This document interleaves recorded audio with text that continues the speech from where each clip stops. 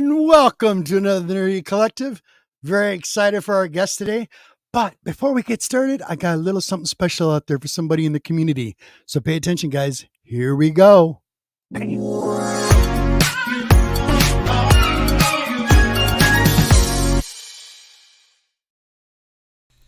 a big congratulations to Simi. Excellent work. She got to go into a show for an art gallery. Congratulations. Gotta post this for the community. Enjoy, everybody. Make sure you check out our links down below.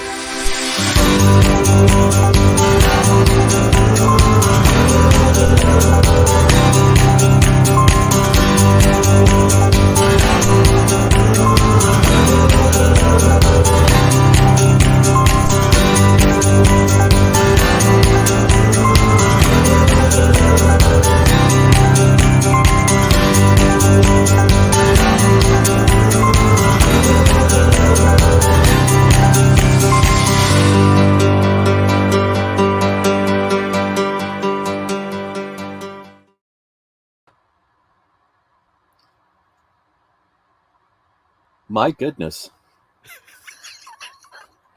I feel like I'm on an episode of This Is Your Life. My goodness, that was pretty good. Welcome, Chris. Thank you so much for being here, buddy. Awesome. Thank you for having me. I appreciate it. That was very nice. I feel like I'm on like a big time show. I feel special. Of course. Come on, special to me in a lot of different ways. We'll get to that. So without further ado, let's get my co-hosts on here. Here we go.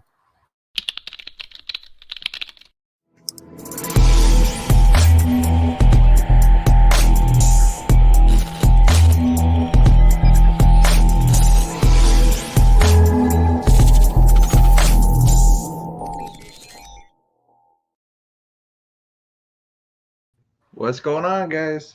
Buddy, the whole thing on popcorn already.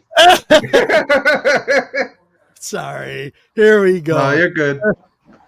Next, without further ado, here we go. Boom, my buddy.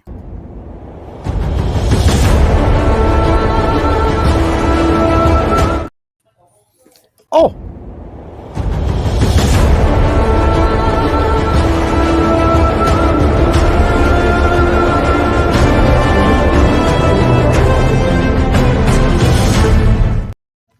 Are we ready now?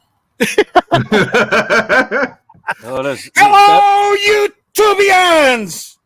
We are here today to tell you why we love comics. Yes. Awesome. Oh, that brings back so many memories. And just for the occasion. Yes. Changing the world 2 gloves at a time. I'm telling you. Love it. And everybody in the chat today, thank you so much, you guys. Rob, buddy, what is up? So nice to see you. Thank you. I feel like I'm about to do a Mickey Mouse cosplay right now. The jazz hands. I got the other gloves. Sorry. Kiko Roscoe, buddy, what is up? Yes. Nice to see you. So, Chris, it's a pleasure. It's an honor, truly. I have been looking forward to this for a long time. Me and the boys, big fans of your show. I've been watching you since, 5 years ago, at least 5 years ago. And I remember times I'd come home, watch your show, miss it sometimes. You get really mad because I missed the live show and I catch the rewind and have to watch it. But I loved it when you got out of live chats because you'd get on these conversations and you weren't even showing your face at that time. Nope. And you'd have these really good conversations and I was just chiming in the chat. Loved it. But you've inspired me in so many different ways, Chris. You have no idea. So community, I'm just saying, this is a guy is a legend. He started a lot of different things. This one right here, you don't realize it, from auctions to even my buddy down here, his name, White Gloves, came from Chris. So anyway, we might have to share the Superman dive he did on one of my live shows back in the days. I wonder if you remember that one. Do you have that? No, because when I shut down my original channel, that's all gone. I wish I had. I still watch it to this day. Do you know how many people have asked me for that footage? You'd think in the day of the internet with everybody recording and saving, you'd think there'd be 20 people out there that would have recorded those things. But that's just because we did 7-8 hour videos. No one had the time to do it. Thank Collector's Inventory. You guys are awesome. Buddy, I was not going to let that girl win, but she ended up winning anyway. I do miss those days. Got. And she's female. So awesome. So thank you so much, Chris, seriously, for that. I really appreciate it. Oh, it's my pleasure. It's nice I have a lot of really, I don't want to get all mushy, that kind of stuff. Yeah, but it's like, don't worry, we'll say squirrel whenever you get too mushy. Considering what I usually get from people, I'll take it. All of you in the community that gives me so much crap, even the boys on my show give me so much crap about eating some popcorn and my video intros are too long and the music and all that stuff. That's me. That's my creative side going. Yeah, we know. And we may purposely do it though. I know you do. This guy here means a lot to me. I'm just saying. And I like what you did. It takes effort to do that kind of stuff. You know, it takes time. It takes, blood, sweat, and tears to do something that you love. And that to me is never anything bad. So all right, guys. let's start off with the questions. There's a Q&A about Chris. Let's get into this before we get into all the other conversations. I know this is going to probably be a long stream today. So everybody in the chat, thank you so much, you guys. Simi, right away, there you go. I hope you watched the beginning. Simi, did you watch the beginning? I rewind it and look real quick. Just something special for you. Congratulations on that artwork that you did. The Batman one was my favorite. I actually thought that was just an image. Way to go. And congratulations, Simi. That's fantastic. Your dream is coming true. Big time. A big supporter of her. I got a lot of her artwork in my house. I give so much respect for people that do artwork. My grandfather was a professional artist and loved what he used to do, and it definitely did not skip a generation when it hit me. So I can't even draw a stick figure. Okay. So Q&A. So everybody in the chat, if you got questions for Chris, please ask them now. Boys, if you got questions for Chris, start them up. And no holds. Go. No holds barred. Let's go first. I have known Chris since 2014. Yeah, about that. Actually, no, it would be about 15 or 16 because I started my channel back in 2015.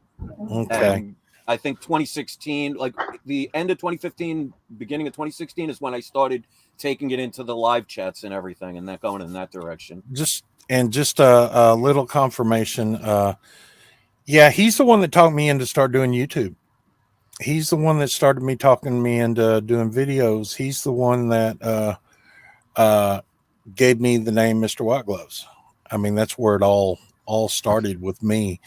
And the journey that he's set me off on has been long. It's been hard. It's been fun. And I appreciate him for doing that, And the first question I would like to ask Chris is, what made you start getting into YouTube? What pushed you over that threshold and you started doing videos? Well, I originally, before I started my We Love Comics channel, I had another channel that I was doing called Bar 911-970, which I still have up, but I'm no longer allowed to make videos because the controversial things I talk about, YouTube doesn't like and actually silence me. I originally thought people making YouTube videos back in 2010 was kind of just, why would people do that? And then I was like trying to find my niche. Just like finally I just decided, my friends got me into it, and they're like, you know what? You have a voice. Somebody can hear you say something and it might change somebody's life. So in the beginning, I was trying to figure out what my niche was. So my first YouTube video ever was just making these cartoon things that I think maybe 8 people watched. Yep. And I was like, all right, I didn't want to talk about that. And then I realized, go with something that you're good at. And I started with coin collecting. And I showed videos of my gold, silver, and coins that I collected. Mm-hmm. And then people started messaging me in the comment section because, people will do that. Oh, yeah. And they're like, do you know the monetary system's corrupt and, the government is corrupt and all these other things. And instead of being one of those people that doesn't listen to people's point of view, I am one of those people. I will listen to everything and then make my own opinion. And I started researching things. Went into the videos of talking about things that can help people better their lives and kind of by awakening people to realities that many people don't want to understand or don't want to believe in when it came to all governments and things like that. After a while of being given death threats from talking the truth and having hate, sounds familiar. I got so emotionally tired of it because people used to take my phone number and harass me on the phone. Oh yeah, I remember death that. Threats. Yeah. Well, that's when I was like, you know what? I used to collect comics when I was a kid. Let me do another channel to offset that one and kind of do something fun. And I never thought it would go anywhere because I started watching comic book channels back in like 2015. Yep. And I was like, this looks like something fun. But I'm like, when I first started making my videos, that I didn't show myself because I didn't want people from the other channel to see I was somewhere else and have to deal with that. And I thought my channel is nothing special. I'm just showing comics and just talking. I never thought I would go anywhere. and I got like 1,000 subscribers in like my first month. Uh-huh. And I couldn't believe it, but I was just it blew me away that I can talk about something I love and people actually cared about it. So it became something I really wanted to pursue. Right. And then as it grew, I could tell you the exact moment when people turned against me on the channel, because before that particular moment, I was getting thousands of people watching my videos. I was getting subscribers every day, and White Glove, trust me, I appreciate the fact that you said I inspired you. I have lots of people that I convinced to make videos because I'm a true believer in, and this is why I called it We Love Comics and not I Love Comics or anything like that would be just about me. I wanted it to be about everybody. So the more people that made videos, the more it got it out to the world to see what we find is passionate. And that was very important to me. So I never saw anyone as competition. I never saw somebody, even if they had 10 million subscribers and I had 10, I would never be jealous of them. I would want to be something different from them to give people another way to view what they love. Right, right. And the day that people turned on me, and it shows how quick people on a dime will change on you. Oh, yeah. I did a video talking about Mylars, how they are, from my opinion, a waste of money, because unless you have something vacuum sealed and you put it away in a place where oxygen cannot get into it, it depends on how you store a comic that will determine the overall condition overall time. So I used to have my original books from the 80s and 90s in the original bags and boards I put them in back then, still in them today, that got 9.6s, 9.8s, and tried to teach people you don't have to spend a lot of money unless you have it. And people killed me for that. Wow. And I was just blown away, because I'm like, there was no ill will intent. I was trying to say to people, you may not have to spend the money that some people are telling you to do, because if you have a Mylar and you put it in your window, the sun is going to destroy that comic. If you put it in the basement that's unfinished and the weather changes because you live in an area where it's cold and hot, the moisture is going to kill it. So it doesn't matter what money you're spending. So I was trying to actually help people to not spend money and focus on the comic instead of what's holding the comic. That's when I come up with the idea. I started vacuum sealing my long boxes. Yep. And I was getting rid of all the air out of the long boxes by vacuum sealing the whole long box and putting them up for long-term storage and keeping the temperature the same. And it works. It works. It works. Yeah, because you're eliminating the fact of bugs, bacterias, and molds. So that actually is the best way to do it. Now, obviously, not everybody's going to vacuum seal their comics, because then you could never read them and take them out. Because, you know, if you've ever vacuum sealed something, once you open it, you know, it's all back to normal again. But I wanted to have a channel where I could share my ideas. And I always thought that if you didn't agree, because I was old school, if I don't agree with somebody, I don't chastise them, I don't hate them, I don't bash them. I'm just like, well, I don't agree with you. And I might say it passionately because I'm Irish, English, Italian, and from New York. You know, even if I live in Florida now, I have that New York mentality. So I might come across as, you know how many people say New Yorkers, they come across as very arrogant. Yes, yeah. We're used to things quickly. So if I'm at a drive-through at McDonald's, for example, if it takes 3 minutes, I'm like, geez, why is it taking so freaking long? In the South, if you're in a restaurant and you're sitting there waiting an hour, that's normal. So I can understand that people would say that my brazen approach to things can rub people the wrong way, but it's never ill intent. I've never tried to purposely hurt anyone in the community. I know that for sure. Dusty, what's up, buddy? Brick drop. Yeah, and that's why it's like I even said, and you can even see it. Well, you were going to tell me some of the questions at the end. I don't want to know. I don't want anything pre-planned. I don't want to have a script. That's why when I do my live videos, even on my other channel, I had a topic in my mind. I hit play and I spoke and just went with it. That's how I always wanted it to be. I don't have this usually scripted. It's just I like to give my guests that come on for the first time just those two questions that I ask. The kind of to use your brain for the community. That's something different. Otherwise, It's not scripted. This is just the way it is. Yeah, and that's why it's like I don't even want to know what those two questions are. I'll find out when you ask me. We got a question for you, Chris, from TM Nerdy in the chat. Here you go, buddy. It says, if you could choose 5 DC characters that haven't been in the movies yet, who would they be and why? The main ones have already been in the movies. That's the thing. I would, well, for one, I would love for them to do a Green Lantern right. So I don't even know if you can consider Green Lantern being in the movies with what they did.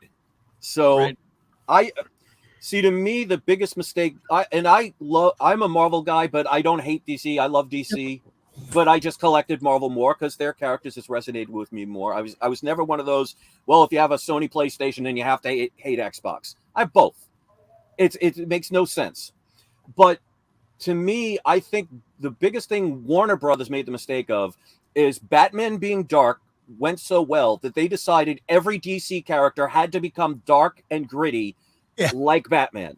And that ruined it. Because Superman, I went to the movie theater when I was 6 years old in 1977 to see Christopher Reeves as Superman. Yep. That is what Superman's supposed to be. He's supposed to be the strongest Boy Scout you've ever met in your life. Right. And when they tried to turn him into like literally a murderer by snapping Zod's neck, to me, I think what they should focus on are the main characters, but do them right and do them how the comics made them famous. That is the reason why we love them today. Of course. So because I'm not a huge DC fan, I don't know a lot of the minuscule characters that I think would be good enough to do a movie. I think you got to always go with your strengths. Like Marvel should not be doing TV shows about characters like Echo at this point, because outside of the comic book community, most people would have no idea who she is. And if you want to have people come to your movie, and the idea of somebody making a movie is to make money, you want the Spider-Mans out there. You want the Venoms. You want the Punisher. You want Wolverine. You want the main characters. The others should be like side characters that are involved in the movie. So I think the best answer to that question is that DC should keep the main focus of the characters like in the Justice League area and have the other characters be part of those movies, but not the main forces. Because the average person that does not like comics or follow comics like we do, they're not going to flood in. And you can see that what's going on with Hollywood in the past probably 3 to 4 years. Oh, yeah. Big time. So that would be the honest answer about that one. Cool. Guys? Jeff? Well, I met Chris a while back at the flea market that was that one time with Steve. So yeah, and then well, he already explained where We Love Comics came from. So yeah, see, there you go. Yeah. So. I just wanted it. I just thought the best name for it would be about. I didn't want the channel to be about me, and that's why I didn't show my face in the beginning, because I wanted it to be solely on the comics.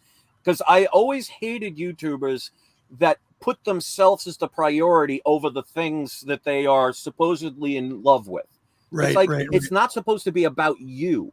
Right. You're representing it from your point of view. But I want people to focus on the comics that I'm talking about and sharing, not the fact that I'm saying them. Because not for nothing, I may say a couple of things different than others, but there's only so much I could talk about that would be different from what 100,000 other people can do on their own channel talking about comics. They're just sharing their perspective in a different way. To his defense on that, it took probably, I'd say 8 months to a year backstage when we used to meet with Chris before we finally talked him into showing his camera and showing his face off air. I mean, it took forever. There was a big group of us that always met and talked and everything. And we had hilarious times backstage and everything. And I would say maybe on the 8th month, range, but it took quite a while before him to even show his face to us in the back. Yeah, because I just wanted it to be about the conversation. Because if you see how everything's politicized in this world today, if you just actually put up a blank screen about somebody and let them share their story, you'd be amazed at how many people from different angles might actually, instead of focusing on who or what they are, they would focus on the content of what they're saying. So that's what I thought, even with comics, I just wanted it to be about the comics, not about me, because I just don't have that ego. I don't care what people think. I want them to enjoy what they enjoy. And if it's something that I'm sharing, that's what matters to me. Come on, Roman. You got an invite, buddy. I sent you 3 already. You got them. Just come on. Chris, you moved from New York down to Florida, and you did some videos that I watched quite a few times when you was moving to Florida, in the pool out there eating up the sun. Then you did the videos on the flea market and everything. Yep. And did they end up closing the flea market? Is that why you left the flea market, or what was the deal with that? Because I know that it's actually a very interesting story with that one, and it shows sometimes karma, if you do the wrong thing, will come back and bite you. It ultimately ended up getting shut down. Well, their excuse was COVID. Right. That's what they put on record. What we were going through at the time was we were hearing rumors for a while. See, because this flea market was originally owned by a family, and the father passed away. So it was his baby. He put his heart, soul into it. And when he passed away, he gave it to his kids who didn't want it because it involved work. So there were rumors from even before I got there that they were looking to sell it. Now, they were denying it the whole time because, of course, I study things like contract law and things like that. I know that until something is official, you could never say anything because you can affect stocks and, things that can get you financially in trouble. But you can always see the writing on the wall. And what happened was they waited until the lockdown to say to people, we've sold the place to, it was either going to be a condo or to like a person setting up a like a Walmart kind of thing. Right. And they said you have 30 days to vacate. Now, this was during lockdown, so no one was allowed to leave their house in the beginning, and they knew that, and they basically gave people about 6 days to say you're gone, even though some people have been there for 30 years. Right. Now, what happened was, before it became a flea market, they had some like auto body repair shop or a junkyard. And instead of doing the right thing and like getting rid of all the cars, they buried them underground. Oh, no. So what happened was, when they undercut all of the people that were there, some people, like I said, up to 30 years at that place, and told them they had to leave, they were selling it to another business that said, we have to check the water quality. Yeah. And because those cars were rusting underground for over 30 years, it failed the inspection. So the deal broke through. They did not get their money. They lost the flea market because they kicked everybody out. And now it's an empty lot sitting there collecting dust. Wow. I know that. That's why I'm a firm believer in karma. Yeah. You do the wrong thing, eventually things come back and haunt you. They do. Totally believe it. But yeah, that they closed down. They said they closed down because of the lockdown. That was their excuse to do what they already had planned that they were denying for months, which is a shame because I really, it was the first time I had my own comic shop. It was actually doing very well. I actually just spent, there was a business right across from me that was a little, like a 19, 20-year-old guy. I forget his name, but he used to sell stickers. And that was it. And I always thought, how do you make a living doing stickers? But he had followings. I just bought his business because he was going out of business. So I acquired his business, put it into mine, and spent about $1,000 to $2,000 on new stuff to get that place even to the next level. And that's when they shut it down for 1 week. Wow. Yeah, the water table in Florida is awful low. And if you start burying cars, I mean, that's a big no-no. It's just like the gas stations that around here. If you sell a gas station, you have to remove the pumps or the tanks, or they have to be tested once a year. Right. And the ironic part is they didn't want to remove the cars because they didn't want to spend the money, and now environmental fees are costing them, I think, like $300,000-$400,000. Wow. Yeah, so you get it what you give sometimes. We got another question in the chat here from Pop Culture Commerce. He said, Chris, what is your most prized comic that you own? There's a couple, because you know what it is, because it depends on what you're talking about as prized. The first comic I ever bought was Cosmic Boy #1 in 1986 or 1987. So as far as the first comic, like they say, you never forget your first. Yep. That has significance to me, even though it's worth nothing. Then when in, I think, 2016 or 2017, the whole reason I even started collecting comics was back in the 80s. I know most of you know the Death in the Family line. Sure. Where they had people vote in if Robin should die or not. Right. That was the comic that got me into collecting comics. And that was the first time I went into a comic book store to find out that Batman 428 was already out, and it was like a $50 comic. So I bought Batman number 429, which was part 4 of that series. So that has significance for me. But overall, if I would say the one that I'm most proud of is, I would have to say my X-Men #1 that I got right before I shut down my original channel, that I never got to show on the original channel, because it was the first time I ever acquired a first appearance of a character. I always had, like, for example, Daredevil #2 or Tales of Suspense #40. I always had this. I got as close as #2. Like Amazing Spider-Man, the closest I got at the time was Amazing Spider-Man #9. Right. So to have a #1 when I never thought I would be able to acquire it meant I was going in a different realm, and it was years in the making. So those are the 3 comics I would say I'm most proud of. Cool. Okay, awesome. I got another question from TM Nerdy. He said, what are your top 3 favorite stories from comics? You can name more than 3 if you like. For me, it has to be Animal Man by Lemire, Sandman by Umbrella Academy. Yeah. Civil War was definitely a great read. That was a great story. But I would say my overall favorite story, most people may or may not have even heard of, it was a Spider-Man line. It went to Spectacular Spider-Man, Web of Spider-Man, and Amazing Spider-Man when Spider-Man went cosmic. Oh, yeah. And I think it was either late 80s or early 90s. I think it was late 80s. That was my favorite story. I've read that like 500 different times. So I would say of all the stories out there, see, I also love things like The Killing Joke, The Death in the Family. Like I said, that's another great one. But my all-time favorite is when Spider-Man went cosmic. I just thought that was the coolest thing to read, and I read it so many times I could probably recite it. Here we go. Ramirez says, what grade did X-Men 1 get, Chris? Yep. I originally bought it graded. It was a CGC 3.0. I bought it back in 2017. I paid, I think, $2,062 for it. And then, coincidentally enough, about 2 or 3 weeks before this whole thing about CGC came out, right, I decided, because when I moved here from New York to Florida, 1 or 2 of my CGC cases cracked, one of them being my X-Men #1. So it had a cracked case.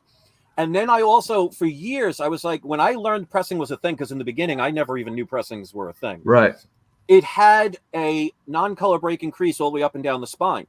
So literally about 2 weeks before the whole CG thing came to light, I decided I was going to send it to PGX, crack it open, and have them regrade it, and maybe a pressing could increase it. Sure. It ended up, it still came back a 3.0, but it gave me the peace of mind that it wasn't one that was switched in a CGC holder. So I don't regret it one bit, even though it stayed the same grade.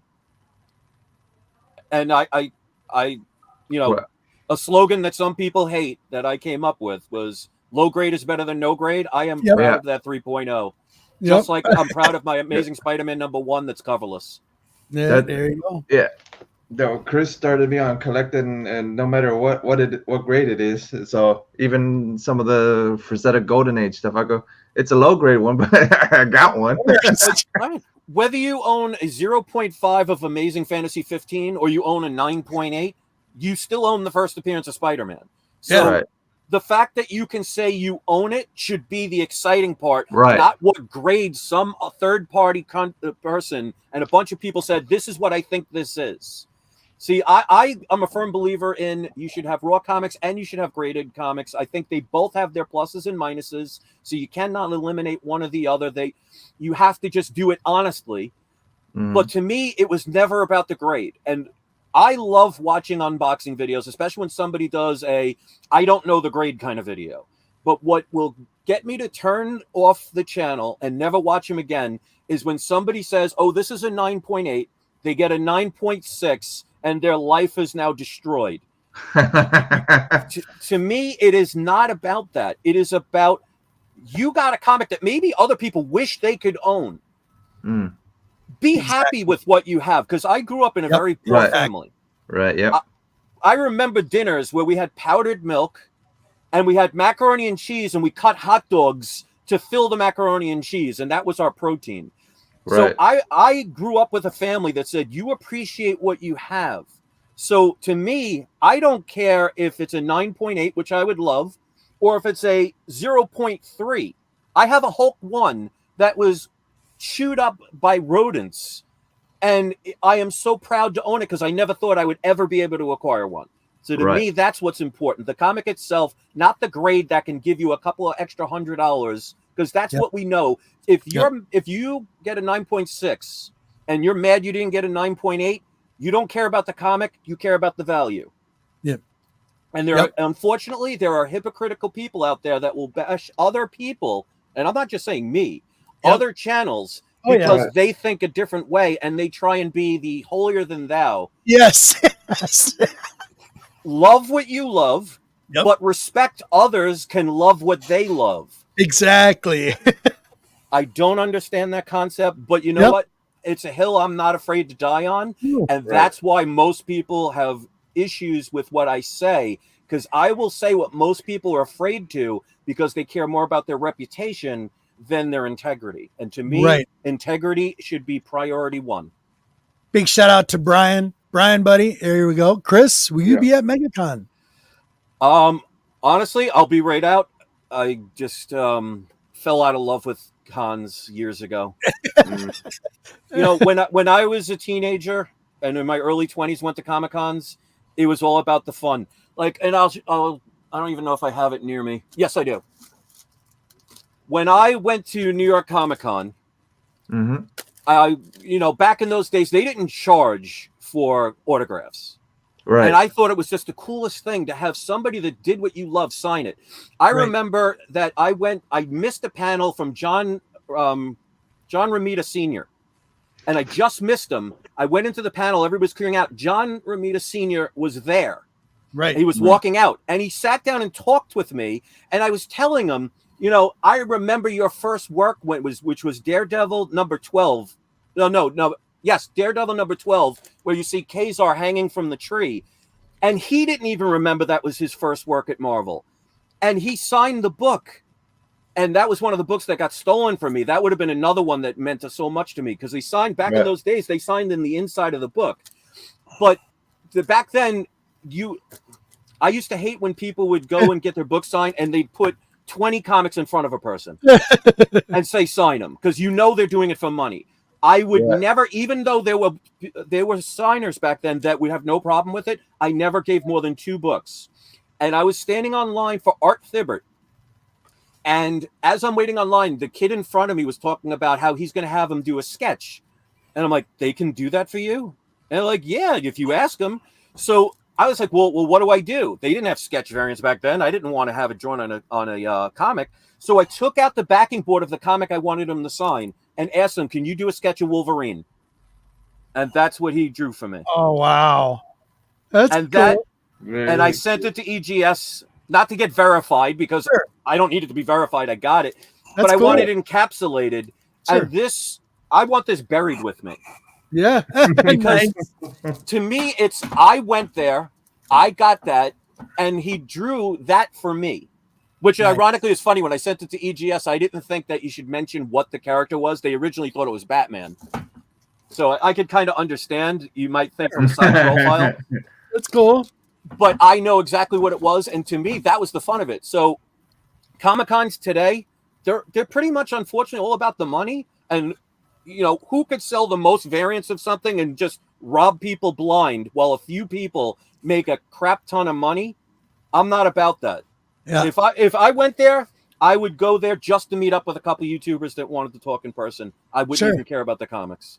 Sure. Yeah, the other thing I'm interested in and I've only been to one in 25 years when I was with the boys down in Florida, but it's like I like to see Artist Alley, see the artists, the actual people that are doing that's something I would enjoy like big time. Yeah, to me it was meeting somebody that did that. Like another comic I got signed was Ghost Rider 18, which was that glow in the dark 90s. Sure, nothing. Yeah. But he signed it for me, and he sat there and talked about it, and we had a conversation. Now it's just sign next, sign next, sign next. That's why I never went on a line for Stan Lee, because I wanted it personal, because you weren't allowed to talk to him. You if you wanted to take a photo, you had to give him $100. Like, really? Yeah. I don't care who you are. You should enjoy what you do and don't care about, well, if I resell it, because that's another thing that gets me. Like the people that have problems with people selling comics. Yep. If that's the case, then there should not be a comic book store in available, because those people once loved comics enough to build a store, and they're making money off of something they bought. Well, it was originally for 10 cents, 12 cents, $1. Right. And they're not selling it for 10 cents, 12 cents, $1. So they're making money. But who cares? Yeah. What you do with your property is your right, whether somebody else is offended or not. Yep. Nowadays, like people like Rob Liefeld, who will not sign New Mutants 98 unless you pay him. Yeah. This is why I say to Rob Liefeld. Because it should be, if you never made that comic, which, by the way, was irrelevant for 2 decades, nobody cared about it. Right. I had one of my copies that I didn't even put in a bag and board, and I put it in a bin of the comics that will never become anything. Yeah. That's where it was for 20 years. It meant nothing. But it's like, if you didn't do those, you wouldn't be where you are. So don't forget where you came from. Exactly. And a lot of them attitude. Do. A lot of them do now. So. And that's why I won't do it, because it's to me, I want the old school people. Like when I talked to John Romita Sr., he had such passion that he sat down with a nobody like me that had nothing to give him of any value other than a time period of reminding him of something that he forgot that he did. And he was so happy about that. That to me is what it's supposed to be about. Yep. See, I've had the opportunities in the past that I can get in early to the cons and everything before they open. And I've had the opportunities to go up and talk to these artists and writers and stuff. And, you know, and not have to wait in line, because I'm not going to wait in line for somebody to sign my book. I don't want my book signed anyway. I mean, if you're going to sign it, if it does get signed, it's going to get signed on the inside cover, because you're not messing up the front cover of my book. I'm sorry. But I've had quite a few opportunities to talk to quite a few artists and writers, and when the crowd's not there, and that's what I'm lucky. And the cons, the big cons now, I think they're a thing of the past. I found one con that's a small con that does nothing but older books from the probably 50s, 60s, and 40s. And the older toys, and that's the con I'm going to go to, and it's not a big crowd, and a lot of the dealers that show up there, they show up there to sell their comics, but I asked a number of them, and they said, the reason we show up here is not to sell our comics, which we do anyway, because we don't make money at this show. It's to talk to the other people out there, and they swap comics back and forth to other dealers, and they move them around. Well, I happen to get involved in that, and it's just a real small con. And I loved it. And that'll be the last con that I might show up in Dallas and everything, maybe, but that's to see people. But as far as buying books, that's the only con I'm going to every year. And I am a member of that organization now that puts on the con. And That's what I'm going to do. So I can't tell everybody where it's at because everybody'd show up. And they'll ruin the whole experience. But yeah, it's for the love of it. It reminds me. Yeah. Many people probably don't know this about me, but from around 2003 to around 2011, I was a lead singer of a cover band, and I remember the first time I got up on stage, I had such a blast. Of course, I was back in my drinking days, so for me, a rum and Coke was 99% rum and a tip of Coke. That was my drink of choice. And at the end of the night, after doing I sang 3 sets. About 95% of each set was about an hour long worth of music. I never had any sheets of the titles of the songs and how to sing them. I had them all by memory. At the end of the night, I'm like, they handed me $100. And I'm like, holy crap. It's like, I just had the most fun in my life, performed in front of a whole bunch of people that was screaming my name, dancing because of what we were doing. And I get paid to do it. Yeah. The money should be secondary. Yeah. Now, if somebody does it all for the money, you know what? You have the right. So I will never say to somebody, if you're a person that says, I have comics because I only want to make money, you know what? I may not agree with that, but I'm not going to bash you for it. It's just not my thing. And that's the problem I think what a lot of people have, I would say just in life in general. If you don't agree with somebody, so what? If they're not harming somebody else and not doing wrong, it should not matter what they do. Because if you had everybody doing the same exact thing, why would you need more than one person to do it? We're all individuals, exactly. What makes it special. My long career collecting comics, I have not made money off of comics because I've probably only sold 2. I was just going to say because you never sell them. Yeah, you never sell them. Everybody knows that. And the last one I sold.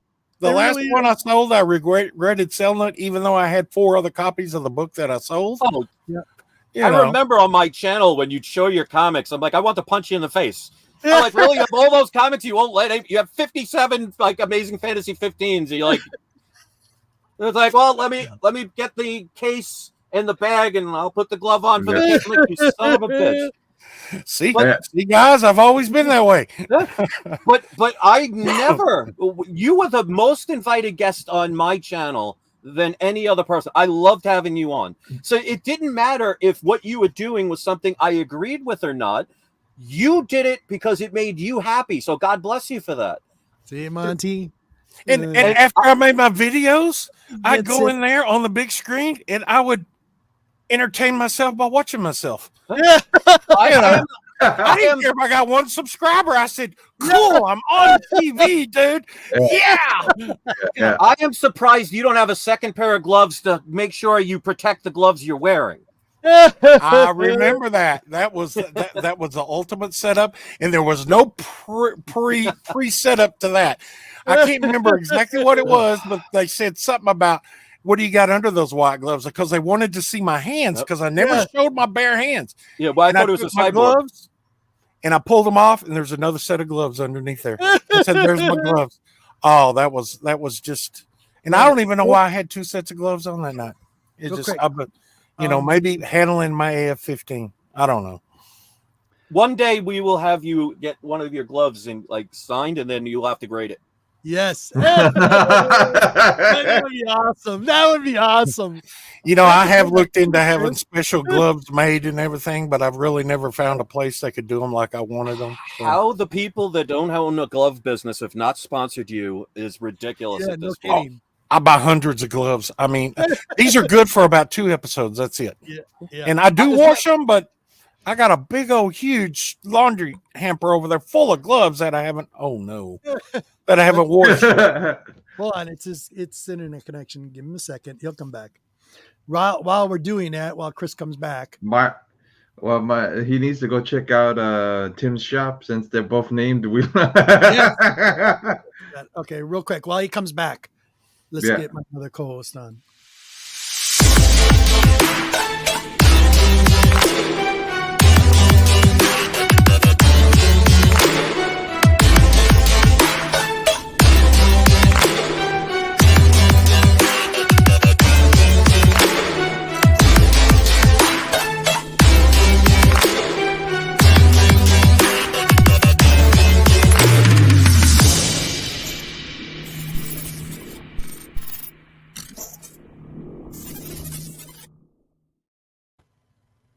What up, peeps? What's happening? There you go. There he is.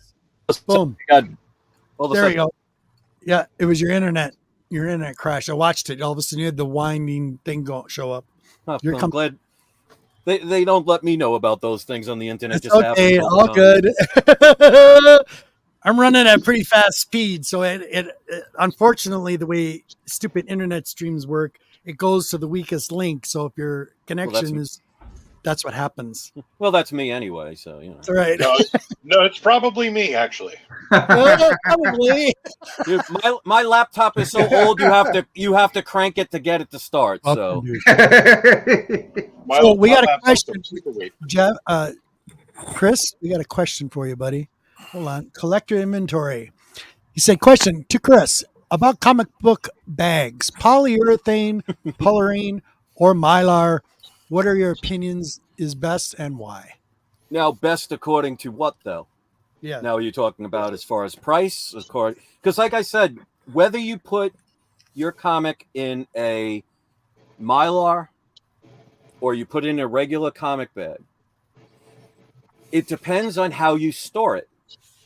If you have a bunch of Mylars that you spent tons of money on and you leave it up in the attic, in a couple of years, if it's not insulated and there's differences of temperature and moisture, that comic will be destroyed.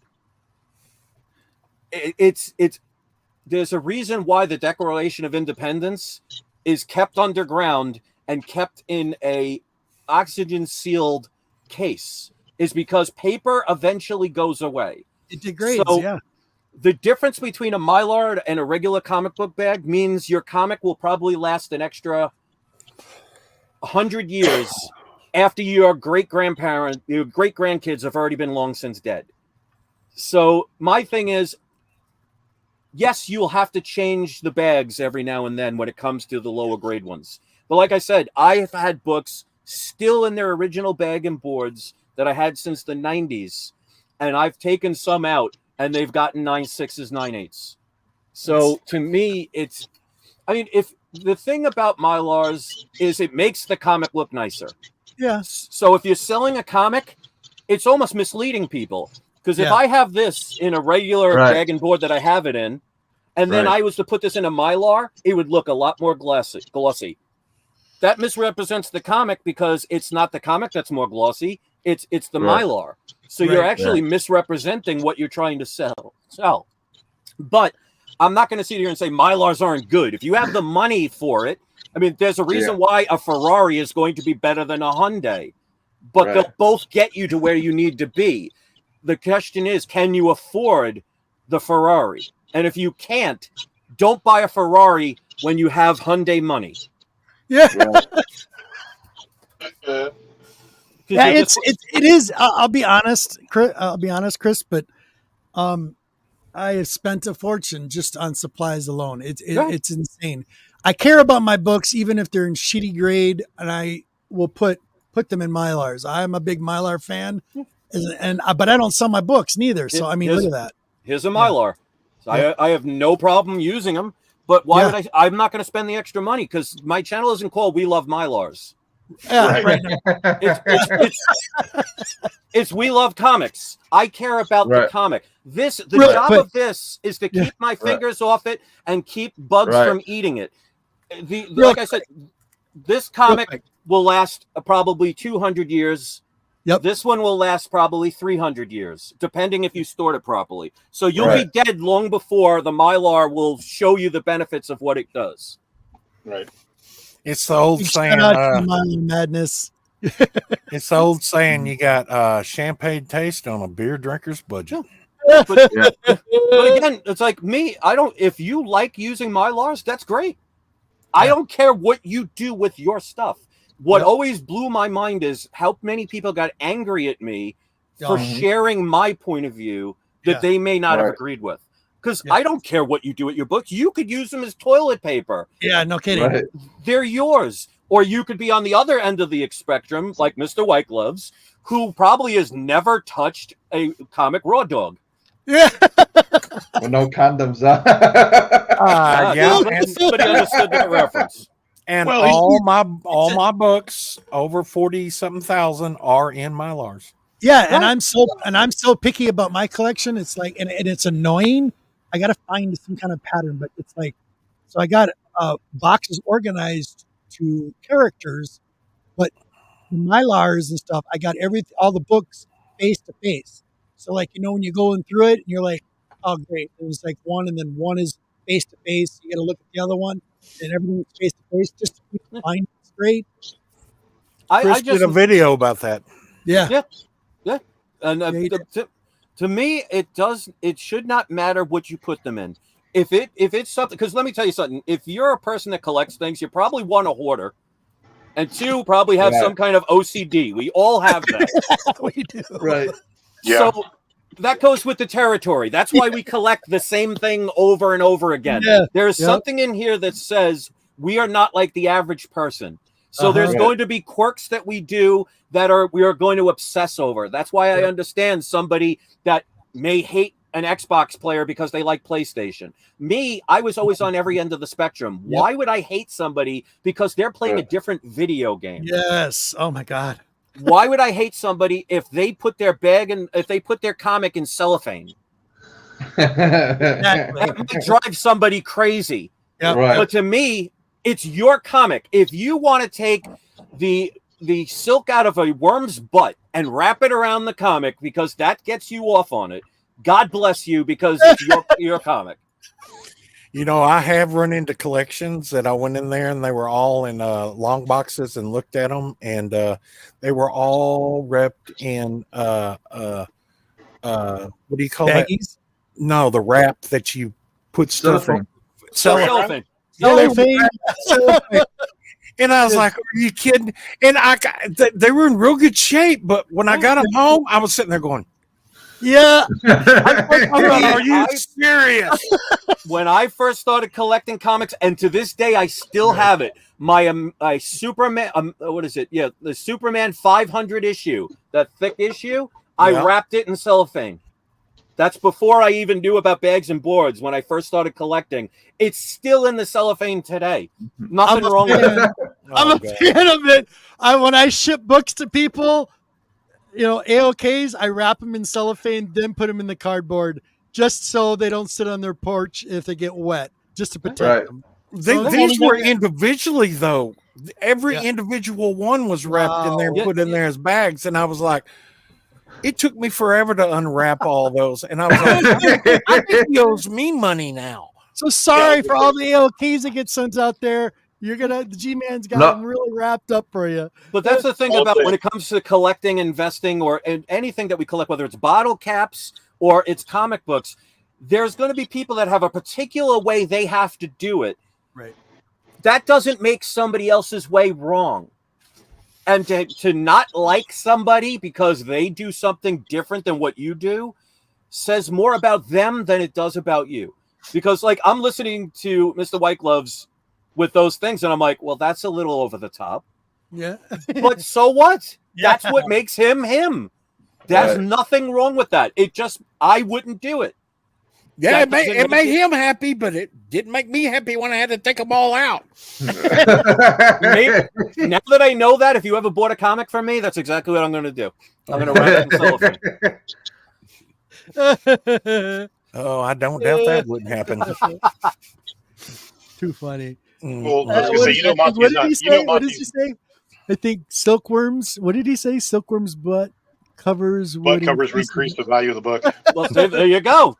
Hey, if you can afford silk, God bless you. Then put it on your comic.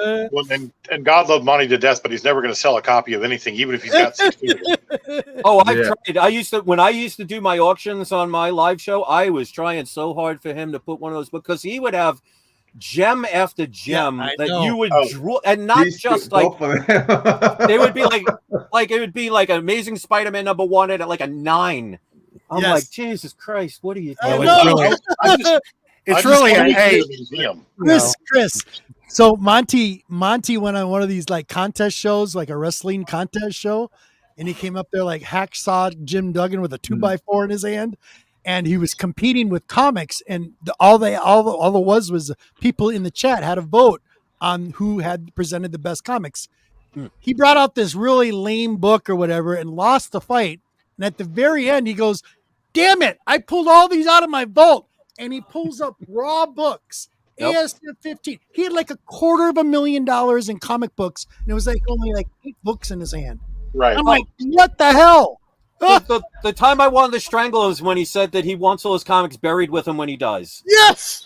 I don't know if he still thinks that way, but I remember him saying that. It's like, I want to literally reach through the screen and strangle him. Yeah. I was going to say, you're gonna need an excavator or a couple of those to even dig that hole big enough, you know? My brother's got a huge front end loader. So there you go. Yeah, you can stand inside the bucket and your head won't touch the top. But yeah, I'm still the same me. I had never changed.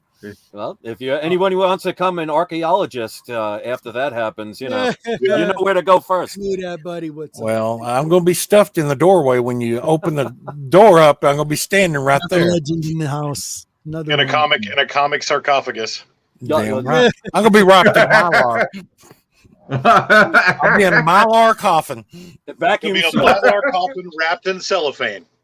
And, I guarantee you, all his pallbearers will be wearing gloves when they carry him in the casket. For real. Let's just hope they don't slip and drop the casket with all those slick gloves on. Here, hold on. So, collector inventory question. He said, okay, the reason I asked the question is because I have my grandfather's books and I wanted to preserve them the best way I can. One of those books is More Fun Comics, issue 73, action comics from the 30s and the 40s. Right. Well, here's one thing I'm going to tell you that most people will not tell you about things like Mylars. Mylars do not have a lot of flexibility. So you have to be extremely careful when you are placing them in a Mylar, because it's almost like putting them in plastic. Mm-hmm. When you have a regular bag and board, the regular bag, it has more give. So it could be a lot easier to put a comic in. If you have a very expensive comic and it hits the side of a Mylar, it could rip the comic in half. I mean, just like the cover, for example, it'll tear it.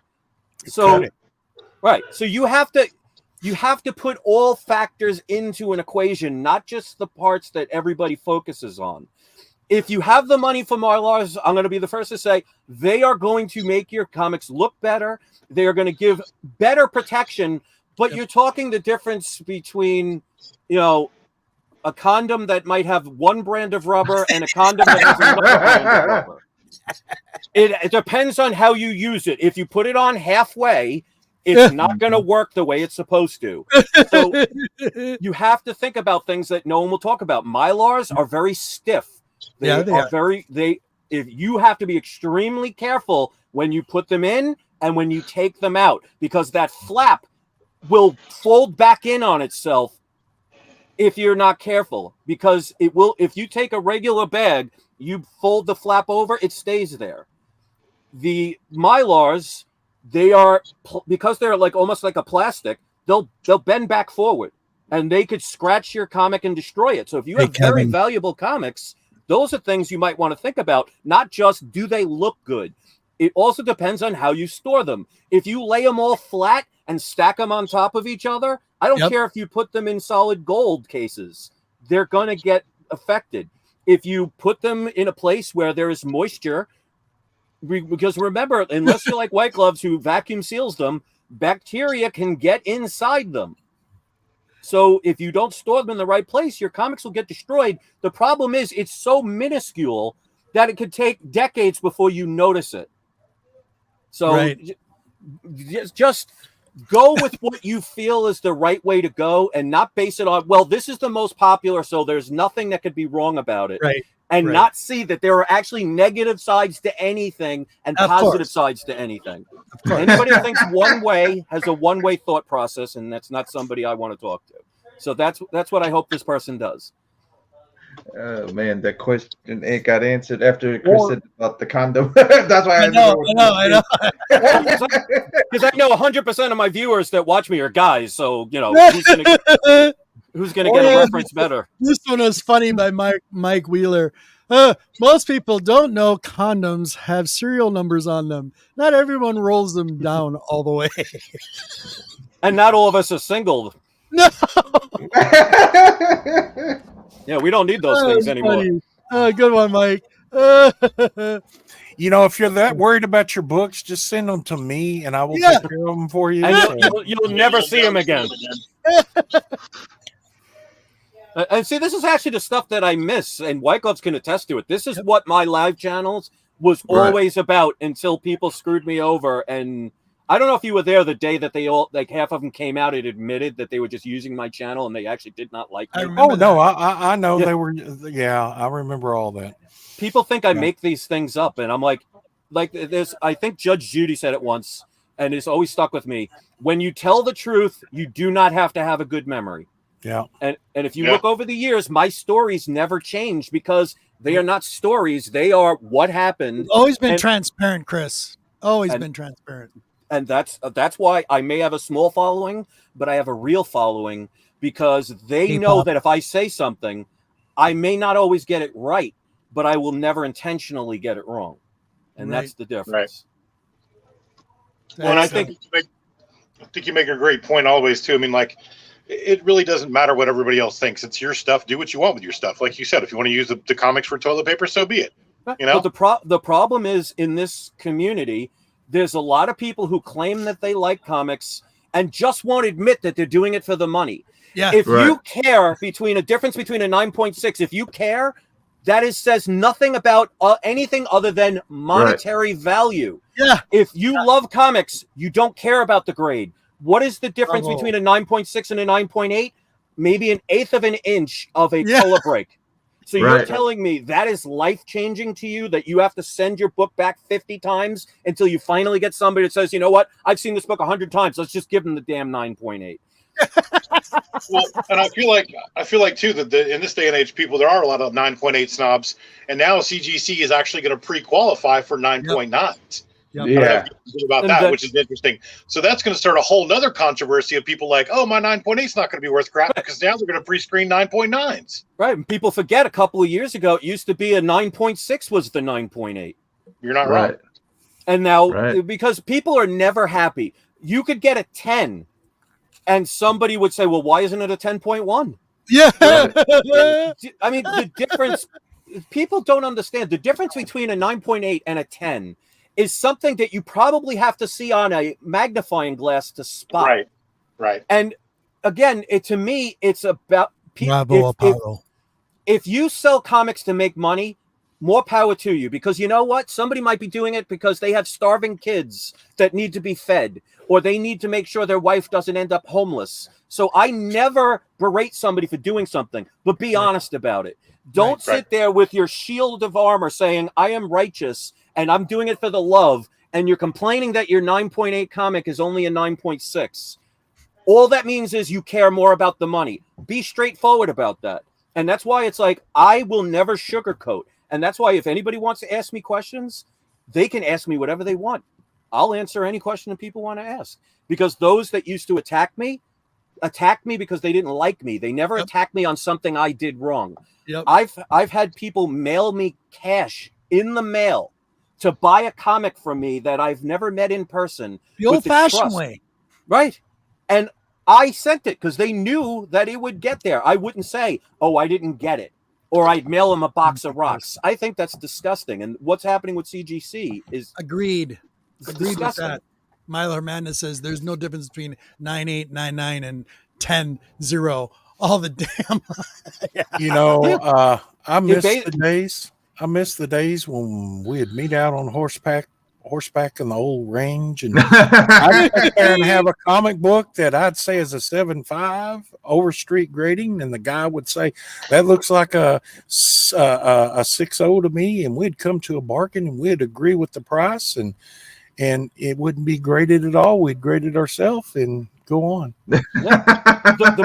The problem is there are always going to be the few scumbags that will try and lie to people. Secret, and I'm sorry to say this, but it's the truth. So if I do want to buy a graded comic book and it's really pricey, I always go to PGX. And it's always more reasonable. I'm sorry, I do. There will be people who hate you for that. But meanwhile, right now, what's going on with CGC? Do any of you honestly, be honest, if any of you really think it's one scammer and there's only 350 comics? It's multiple. No way. That's been going on for a while. I've been waiting for something like this to happen for a while now. Just to umpty that ante all about all the stuff that's been going on. It's like, I'm surprised they didn't figure it out long ago. I know it's more than one. It's multiple. The thing is, there are not free thinkers in this world anymore. There are people who will just regurgitate what somebody else says because it makes them feel good to join into a tribe. And I'll tell you, like with my original channel, my other channel that I talked about in the beginning, the Bar 11970, I was originally a Democrat. I loved Obama. I used to listen to Rachel Maddow and others on CNBC. But then I started hearing all these things that were going on, and I wasn't afraid to at least find out about it. I wasn't like, I am set in this way. You cannot tell me anything. I'm like, okay, let me hear what you have to say, and I will, through my own research, find out if you are lying or there's something actually genuine about what you're saying. And it's the same thing when it comes to comics. It's like, you can't bash one company and then give another company a complete pass, because then you're creating a monopoly, and that company will do everything it can to make profit their number one priority. And that is what's going on now. And the people the ones who will say nothing are the ones that bother me the most, that try and pretend it's not happening. Because like they say, evil thrives when good men do nothing. Oh, yeah, exactly. Yep. Well, a little update on this. Probably there's been rumors and everything. CGC also grays coins. Yeah, and they're thinking that maybe there's some coins out there that have been switched out. This has happened throughout history. This is not something new. I mean, there were people that used the reason that you have ridged edges along coins is because back in the days of the Roman Empire, they used to shave off the sides of the metal. Yep. So this is not something new, but we cannot let the few bad apples spoil the tree. And you can't have people that say, well, we should never have slabs ever again, because there are some good uses for it. I am glad to know that somebody said that my book is not restored or is restored that I was not aware of. That makes it more transparent. It's the bad apples that allow bad things to get by for their own financial benefit is what hurts people in the long run. And people need to be, there are good and bad of every side. There will never be one side of the spectrum. That's why you have yin and yang. There's always a balance. And if you think only from one side, you think on a two-sided coin, heads is the only thing that's there because that's what you're looking at. Right. And because I do the philosophy part, people don't want to hear that because it spoils the fact that now they actually have to think, and their money could be in jeopardy because they look the other way. Right. You can't do that if you want to look long term. Exactly. Roman. Hello, Roman. Hello. Roman, can you mute if you're simultaneously screaming, can you mute that part? It's muted. It's just because it's echoing in the background. That might be my TV. Hold on. That's okay. I got the TV on. All right. Thanks for coming, buddy. Sorry for the interruption. Sorry. Okay. Yeah. Hello, Roman. How are you doing, buddy? Another day. Another day. That's all. Yes. How you feeling, buddy? I have my alarm set. My alarm set for 1 o'clock. Yeah, I had to do it. I postponed it an hour ahead. I'm sorry. Oh yeah, I got on that. Oh, I must have missed it or something. I said, okay then. And I sent the link out. It says the time, you guys. Read it. Hey, I had to set the alarm for 1 o'clock just to be able to be here on time. That's bad. We had to set an alarm for 1 o'clock in the afternoon to do something. Yeah, as they say, Roman does a lot of. Than never. Right, you should, talking about the selling and stuff. Roman's very experienced with that. He sells books all the time, back and forth, and I'm sure he's experienced all of this for fun, just to get rid of some dead weight. Sometimes you read stuff and you get rid of it, just to get rid of some dead weight. Well, yeah, you don't say that in front of Monty. You know that, right? You don't say that in front of dead weight. You just build something bigger. He has his wife, my lord. Come on. Yeah. I took her out of that years ago. We were divorced years ago. Oh, good, buddy. Everybody knows on the panel you have to move. Oh, good. If you had Monty's not moving, he's built a museum in his backyard. Yeah. Like everybody else on the panel, you have he to actually move. built a whole new shed. We Love Comics had to move. Chris had to move. Yeah, I had no room left in New York because of it. He had all those comics. He had to move. Really, I got rid of my wife. And that opened up the world right there. Then my kids moved out, and now all their rooms were full, so I had to build a huge barn out here, and it's a 45 by 30 barn that it's getting full. I'm fixing to add on to it. So what episode of Hoarders will you be on? The comic edition. That is a house I would be glad to clean for free for you. Yeah, no kidding. I am organizing things. I've got He'll be organized until he's 90. I mean, this right here is a desk. It's a desk.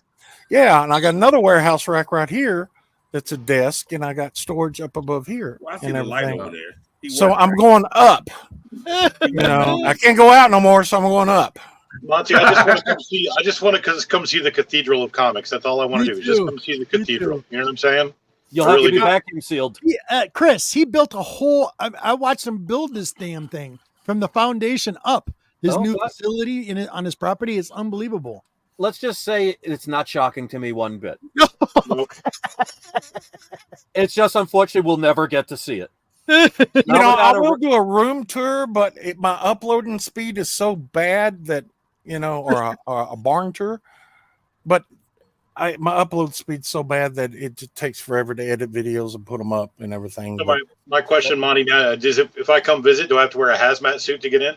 I do have hazmat suits and SCBA. And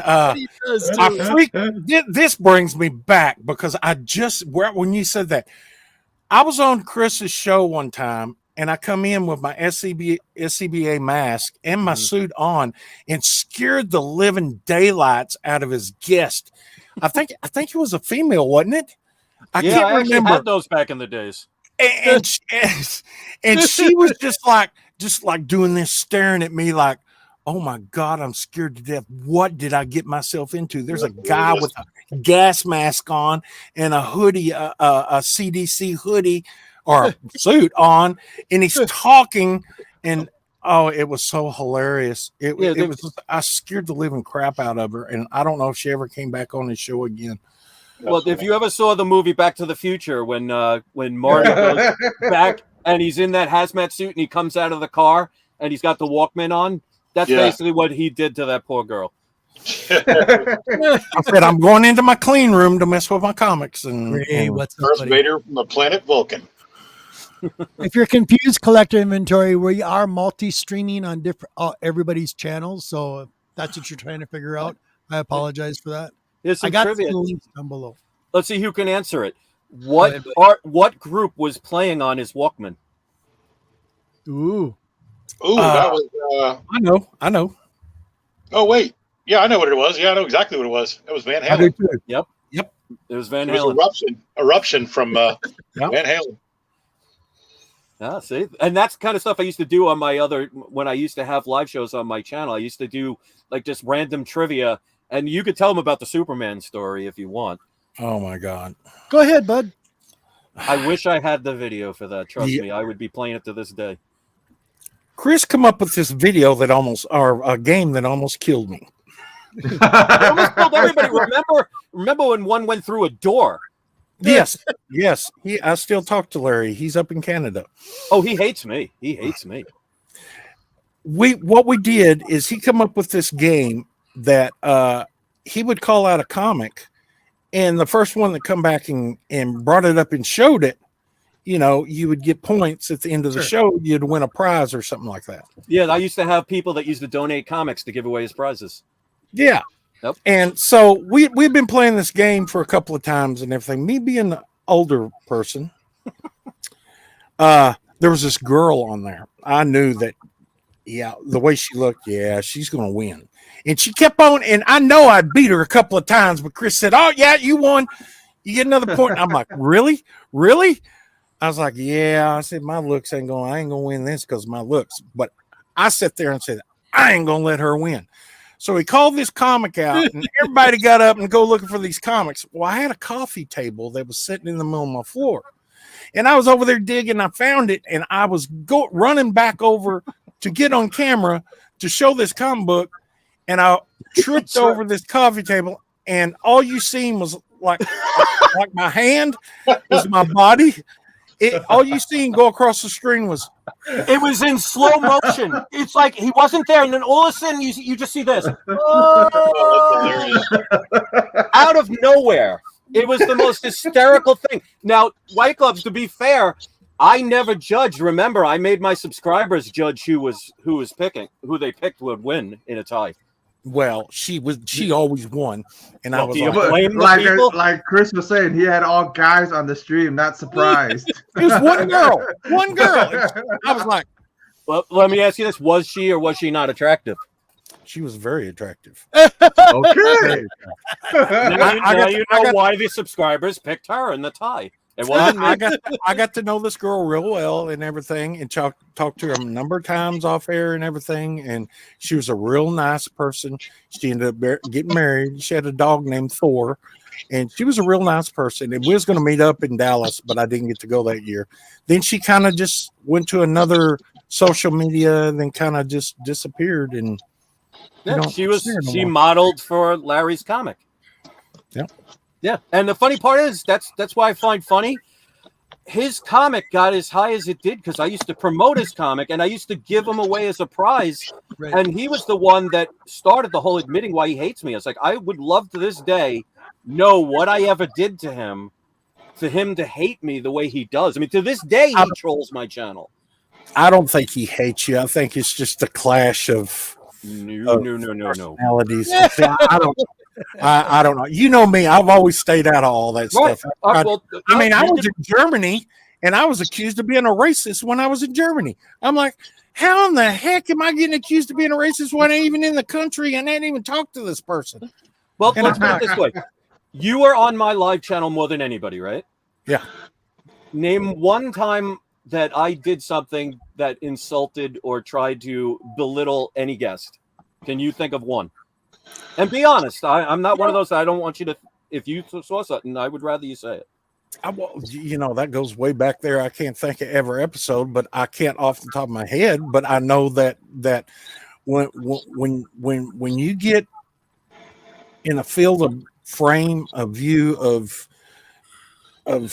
someone's attacking you, and then you have to defend yourself and attack back. It takes a long time to get you calmed down. I blame that on my Italian heritage. I'll blame that on my grandfather. It does. It does. I'll be the first to admit that. I'm a Scorpio. I'm Sicilian Italian, and I'm from New York. I'm surprised I haven't murdered or been murdered by somebody at this point. So I will see, and that's the thing. I will never deny that. If somebody attacks me, I'm like, because I'm old school. Back in the days, if somebody had a problem, you'd fight it out, and then you'd shake hands and go drink a beer afterwards. Yep. So to me, it's like, get it out, get it over with, and move on. Like, if Larry called me today and wanted to be friends and be generally friends, I'd be cool with it 100%. Because I don't hold, in real life, I have no enemies. That's what blew me away about the internet, is that people can actually hate somebody. I never had anybody hate me in real life. Now get on that subject, what you're saying right there, Chris. I got something to say about that. Cool. It's called cancel culture. And it's stuff that's in their face. When it's in their face and they still won't admit to what they see, and then they actually play stupid. That bugs the crap out of me. I freaking absolutely hate that. It's right in their face and they still don't see it. And I'm like, really? I guarantee anybody that had a problem with me online, if we met in person, we'd probably be out shooting pool, having a great time. The last time I got into a physical fight, I was 10 years old. Gen X. There you go. See, I'm also Gen X. There you go. Gen X as well. Yeah, exactly. I don't take kindly. I remember all the times, great memories that happened to, what was that? What he's referring to is we used to have 8 to 12. We'd start the channel back over when YouTube would kick us off. Oh yeah, and we started back over, and I mean we had streams, long streams. Right. Oh yeah. Long Remember that. The only reason they were 8 hours is because that was the limit. That limit. Yep. We would have kept going. Yeah. My wife used to hate that, I'll tell you.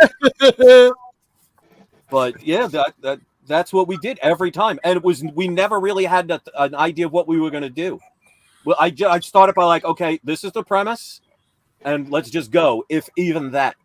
Right. And it would go for hours. I used to remember my live shows would have 1,200 to 2,000 people watching. Yeah. Wow. And it was just, it was that is a lot of people. And chat's like crazy. Oh yeah. And that's why I felt bad after a while, because I couldn't respond to everybody's comments. Because it got to the point I would literally spend hours of my day trying to respond. Yeah. And that would be just from the last week's comments. Yeah. So thank God I never got really popular or anything. I don't know how they do it. But yeah, I miss those days. They were a lot of fun. I mean, this is the first live show I've done with other people, probably in 7 or 8 years. Dude. That's why I couldn't when he told me who was going to be on. I said, okay, we'll see. Because I don't care what people think. I was like, he ain't done a live show in like this format in forever. Because I even talked to you a couple of times. The last person that interviewed me, I forget his name, but remember the kid that used to come on my show that was the impersonator of Carl from Walking Dead? I forget his name, but that was the last person that ever interviewed me. No one ever asked. That wasn't the one you turned the channel over to, was it? Yes, he actually, he took, when I shut down, he asked me permission to use my name and then gave it back to me because he got so much hate from people from the name. Wow. He quit making videos. Yeah. And that was like an 18-year-old kid that people were abusing. I think he was less age than that, wasn't he? He's like 17 or 16 when he first started. Yeah. 17? No, actually, when he first started, I think he was maybe 14 or 15. Yeah. I think. Yeah. Wow. But I thought he was for a kid that age, he definitely had his head going in the right direction. He was up on Pops. Yeah. He knew everything there was to know about Pops. But yeah, I totally forgot about that. Yeah. When I shut down my channel in the middle of 2017, I said, I can't deal. When they did that on my live show to me, I was like, these are people I thought were my friends, stabbed me in the back. I was like, I can't do this anymore. I shut down my channel, deleted all my videos. And until you reminded me, I totally forgot about it. He actually emailed me and asked if he could use the name. I didn't charge him for it. I didn't try and sell it. It's like, you want it? Go ahead, it's yours, because I had no intent of ever coming back. And then I think it was literally a month later, he's like, Chris, if you want the name back, I'll give it right back to you. It's like people are trashing me just for having the name. And I was that was sad. That was sad. He was a good kid. He really was. He really was. I wish I remembered his name. I'd give him a shout out. I can't remember it either, but yeah, he was a good kid. I mean, a lot of y'all people didn't see or talk to him backstage like we did and everything. He was a good, wholesome kid. He was just collecting and being a kid. Yeah, he was cosplaying as Carl because he looked almost like a spitting image of Carl when he was in the later stages of The Walking Dead. Right. He was like a spitting image of them. But this kid, he was definitely. I could see him becoming president one day. It wouldn't shock me. He was that smart. But yeah, those were the days I used to love doing it. But ever since then, the reputation I got is just destroyed. And there was a big YouTube channel, I'm not going to say their name, but made a lie about me that I tried to debunk. That's why every PGX video I do, I start out by saying I do not get paid. There was a big YouTuber that accused me of lying and getting paid, and people believed this person, and it destroyed my channel. But I was like, you know what? I can't change what other people think. I can only go with what I know. So if people want to believe that, even though I had Daniel Patterson, the owner of PGX, come on a live video and said, I do not get paid. I have no contract. I make no commissions. They still chose to believe the other person. Right. Wow. You know, if anybody wants to pay me, you can go ahead and contact me, and I will tell everybody they're paying me. And by golly, we'll get this straight out right to the front. Yeah, they're paying me, and yeah, I'm going to tell you this is what you need to do. but I'm not going to probably get that lucky, so we ain't got to worry about that. Yeah. And to bring up actually what we talked about before we came on, people say I'm only in love with PGX. I tell the story several times, but I haven't done it in a while. When I contacted PGX, I also contacted CGC and CBCS all at the same time, and I sent them all emails. I don't remember the exact date, but I said basically, is there a way that I could promote your product? And I don't want to get paid. I don't want to have on the payroll. I don't want anything. Sure. I just want a couple of comics that I can grade for free because I loved doing those videos, but I didn't have $400 or $500 that I could do every week to send in stuff. And I always I try and stress on my channel, there are always ways to get the things you want. And it doesn't always have to be with money. Exactly. So I came up with an idea. PGX was the only one of the three that had responded. CGC and CBCS never responded to me at all. They didn't say no or, we'll try something else. They never even responded.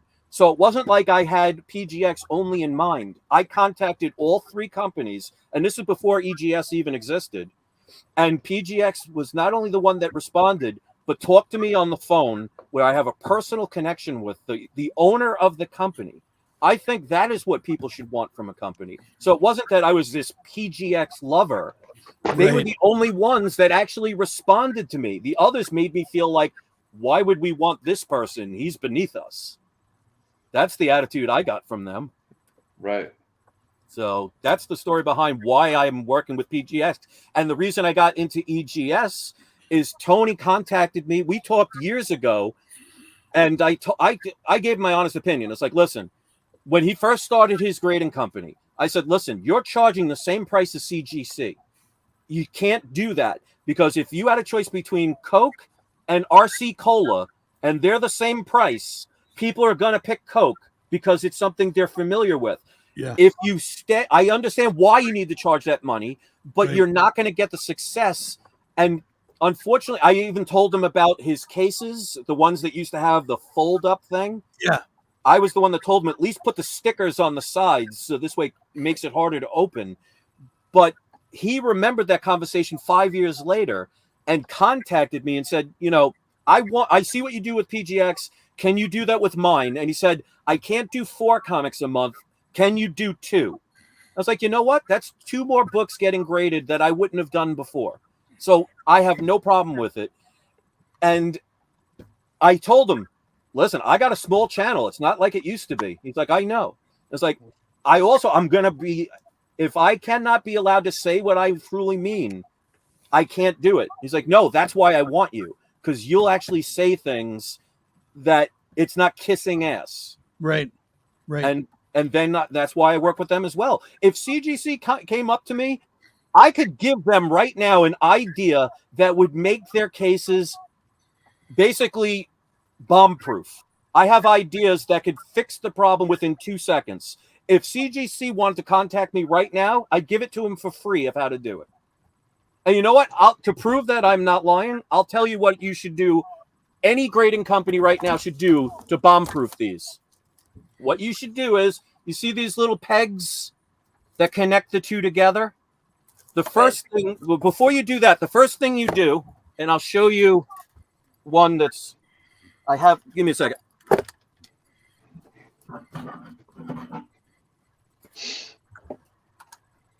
Okay. Here is a PGX book that's not in the case because it's too big for their cases. So they just graded it. Now, you notice how it's flat. So you can easily open a case and slide this out. Well, if you put on all 4 sides of this a raised and lowered edge, so it's like almost like putting a ruler of plastic along the edge and close it in over it, you can no longer pull it out. That's one. Then the little things here, you ever see like they do with traps where you could put something in and there's 2 levers that pop out, but as you press them in, they close in. But once they get to a certain point, they open up. You can do that with plastic. So the only way you could lift it up is by cracking those 2 pieces. Right. So they can no longer be whole. The 2 grippers. Right. So if you did that and you added a rim along the side that is the thickness of the case, they can no longer slide out. They would have to crack it open, and there would no longer be thieves that could actually have an easy way to steal your money. So there you go. I just gave them for free what they can do to fix their company, because I care more about integrity than making money, because I could have sold that idea to some company and made a shit ton of money. And I guarantee you, no one else thought of that. Excellent. And let me ask you this, do you think that would make it harder for people to be able to do what they're doing? Yeah, absolutely.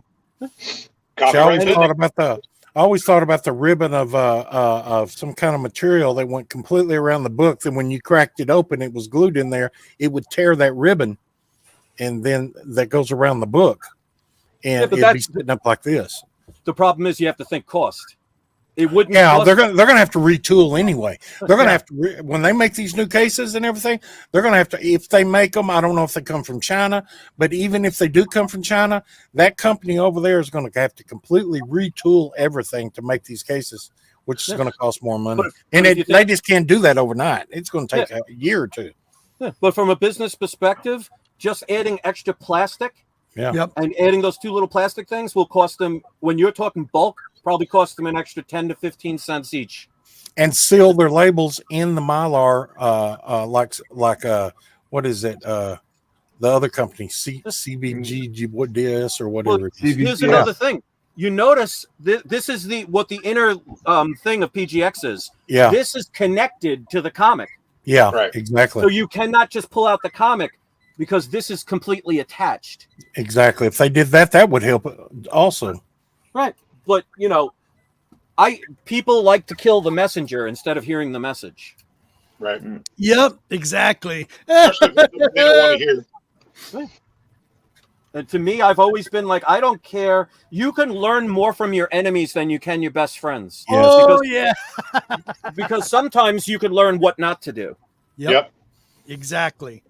So exactly, Chris. It's just like the federal government. They really, when they print money, they really don't want to think that they have it all figured out. They will go back and they will, when people try to reprint money and everything, and they put the security labels in there. So the best thing for them is to catch criminals that are making exact duplicates of it and figure out how they're doing it. That way they can better the money. And that's been progressive over the years, Well, we haven't had money since 1971. Yeah. Well, yeah, I understand where you're going. We have fiat currency. We have paper with presidents' faces on them. Right. We have debt notes. See, like I said, I do lots of research, and that's why I got silenced on my other channel, because I was talking about things they don't want you to know about and things that people should learn. Because as they say, the truth shall set you free. Exactly, Chris, because I have a good buddy over in Great Britain, and his name is Chris as well. That poor guy. And his name is Chris Large. If you ever, I got him posted in the links down below. Chris, I suggest you just listen to him once. He walks in the woods, and he talks about some pretty heavy stuff. I have been talking about fake news before somebody like Donald Trump even knew that word existed. And you could go back to my other YouTube channel. I've been talking about that since about 2011. About how the difference between Republicans and Democrats is, well, the similarity between the two, they both steal your money. Yeah. Hello, Man Cave. I just seen him in the mix down there in the bottom. I think G-Man just passed out. He probably went to go get something. Probably. I had an interruption real quick. I got to get rid of it. I have that effect on people. No, come on. Where is it? What am I looking for, buddy? Nothing. Oh, there's Man Cave's there. There he is, buddy. What is up? Another good dude in the community. No, talking about Man Cave. I got him posted in the link bottom. And hello to everybody. And by the way, everybody, if you're not subscribed to his channel, please do, especially if you came here from my channel. Let's support people like this who, Thank you. I appreciate the fact you're allowing me to speak. And, you said you were excited about me being here. I'm honored that somebody actually wanted to take the time to talk to somebody like me, who, in the grand scheme of things, is not that important of a person. You know, I'm not. Well, to me, you are. So you, dude, seriously. When I was in some pretty low times in my life during the time I was watching some of the comic book channels back then. And that was like, 8-9 years ago, and came across your stream, and you were just talking a mile a minute, talking about certain things that were happening, and you weren't talking about comic books right away. Yeah. You were talking about them, but you're actually trying to get people to like look a little bit more into themselves and what's going on around the world and around themselves. And I really appreciate that, Chris, like big time. So it helped me. And you inspired me in many ways. Here's an example.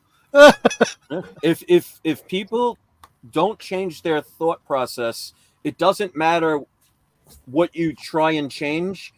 You will always be the problem. Like if I moved from New York to Florida trying to run away from my problems in New York, they would just follow me here. Yeah. So that's why I always try to give advice to life, because if you can change your life, it will change the way you look at things like collecting comics. I always try and get people to think in a different way, think outside of the box. Like for example, when I was doing the CGC unboxings, it would cost $400 or $500 to get 25 books graded. And that was, back in 2016. Yep. I didn't have that money to do all the time, but I love doing those videos. So I was like, how could I come up with a way where I can be able to grade comics all the time? And I didn't sit there and say, oh, I can't because I don't have money. I said, what way can I do it? And that's when I contacted PGX, CGC, and CBCS and said, can I do this? And I get 4 books a month from PGX for free. I have to pay for shipping. And I get 2 from EGS. So I got 6 books a month that I can get graded for free, which includes pressings, dry cleaning, signature verifications, and any other little whistles and bells that they add to it, without having to spend other than the cost to ship it there and the cost to ship it back. And even, I don't know if you guys remember, I made a deal with a comic book channel, I think maybe 2 years ago. I forget the name of it. It was some comic book place that I don't remember if he contacted me or I contacted him. But it was just a local comic book store. And I wanted a way to get more comics, because that was right when I was having financial situations. And I said, if I promote some of your books that you get out, the new books, could I get like a variant for free? Yeah. I don't want money, so it doesn't cost you anything. You send me a book. And for about 2 years, I was getting all of these books for free by doing nothing more than just promoting what I love. Sure. So I tried to teach people there are ways to get the things that you love, but you got to change the way you think about things. And that's why I always quote with Star Wars, with Yoda, you got to unlearn what you've learned. Yes, exactly. Yeah. So if you only think about the finances and you don't change your mindset, somebody's going to quickly tell you, oh, that's crazy, or no one's ever done that before. I used to be, if somebody said no one's ever done it before, I said, well, I guess I'll be the first. I think that's why people, exactly. And I try to get people to think money should not be the sole reason for what you get or what you make.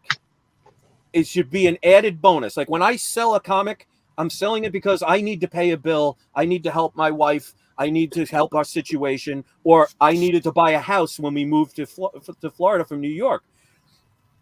I wanted to make sure that people didn't overspend on stuff. That's why, like when I do my auctions and people can see it, I'm the only channel that when I'm doing a live auction, I make people verify on eBay the prices of the books that I am selling, so they are not set in that emotional roller coaster of bidding to overpay for something because they were emotionally involved. I do that. I do that quite often. I overpay on certain things, but on Chris's channel, there's a lot of people that will look up on eBay during his auctions, and they will chime in the chat what they're going for on eBay. I've watched that, and I've seen that. Very few people on other auctions. In fact, I don't think I've seen anything on other auctions. I have do that. Have you? Yeah, and it's funny because one of the guys I know who's done that, who's actually chimed in on people's channels and said, that book's not worth that. You can get that way cheaper here, here, and here. The comic sellers have actually either blocked him or not allowed him to come on because they're literally gouging people. Right. And people are getting caught up in the emotional, thing of like, oh, I want this so bad and blah, blah, blah, blah, blah. that they're literally overpaying sometimes 2, 3, 4, 5 times more than what the book's actually worth. Right. Yeah. You want to get a real enemy real quick, overcharge them, and they know that you did it on purpose and you didn't care. I used to have bidding wars on some of my auctions where I stopped it when it got to the level that would have gone past. And I could have just kept my mouth shut and watched the price go higher and higher. But I could make money, but not have to screw people over to make that extra $20 or $100. Yep. And that's why I tell people, that's why I love collecting low-grade comics, because I could still make money on them, but more people gets the opportunity to acquire a lower-grade comic than a higher-grade comic. And if I don't make $100 more, but I still made $100 profit, I made money. Yeah, so I'm happy. They're happy because they didn't overspend. And it's a mutual benefit. It's not the how much money can I squeeze out of the people who trust in every word I say on my videos, so I could profit off of their trust. I can't do that. To his defense, I have seen that a many a times. People go on eBay and say, "Well, this book's worth $100, and he's selling it for $80, and this is a good buy." And he will he will not block those out of his chat, and that happens all the time in his auctions. Because I've sat there. I kind of lurk every once in a while, and I don't want to chime in on. You should. Nice to see you. It's been a minute. Oh, I got plenty of stalkers. But I lurk on there. I don't want to chime in if I'm not bidding on something or anything, because it kind of gets in the way. No, but say hello if you do, even if you're not. I do, but you're busy with the auction and everything. So Roman is usually pretty. I'll tell you guys, Roman is pretty good about that. There's times he talks about certain books, even books that even are going up for sale, like on My Comic Shop. Roman will actually talk about it and tell the community. Oh, yeah, he will. You can get these books right here. And he's selling those books, it's like. I've seen a couple of Roman's auctions that he's been on, and I'll say straight out, he's been straightforward with people. I've seen him do bundles of comics for a price that I'm like, he's almost giving them away. Yeah, no kidding. Point. And that takes a lot, because not only would I allow people to comment the prices on eBay on my chat, I wouldn't ignore them.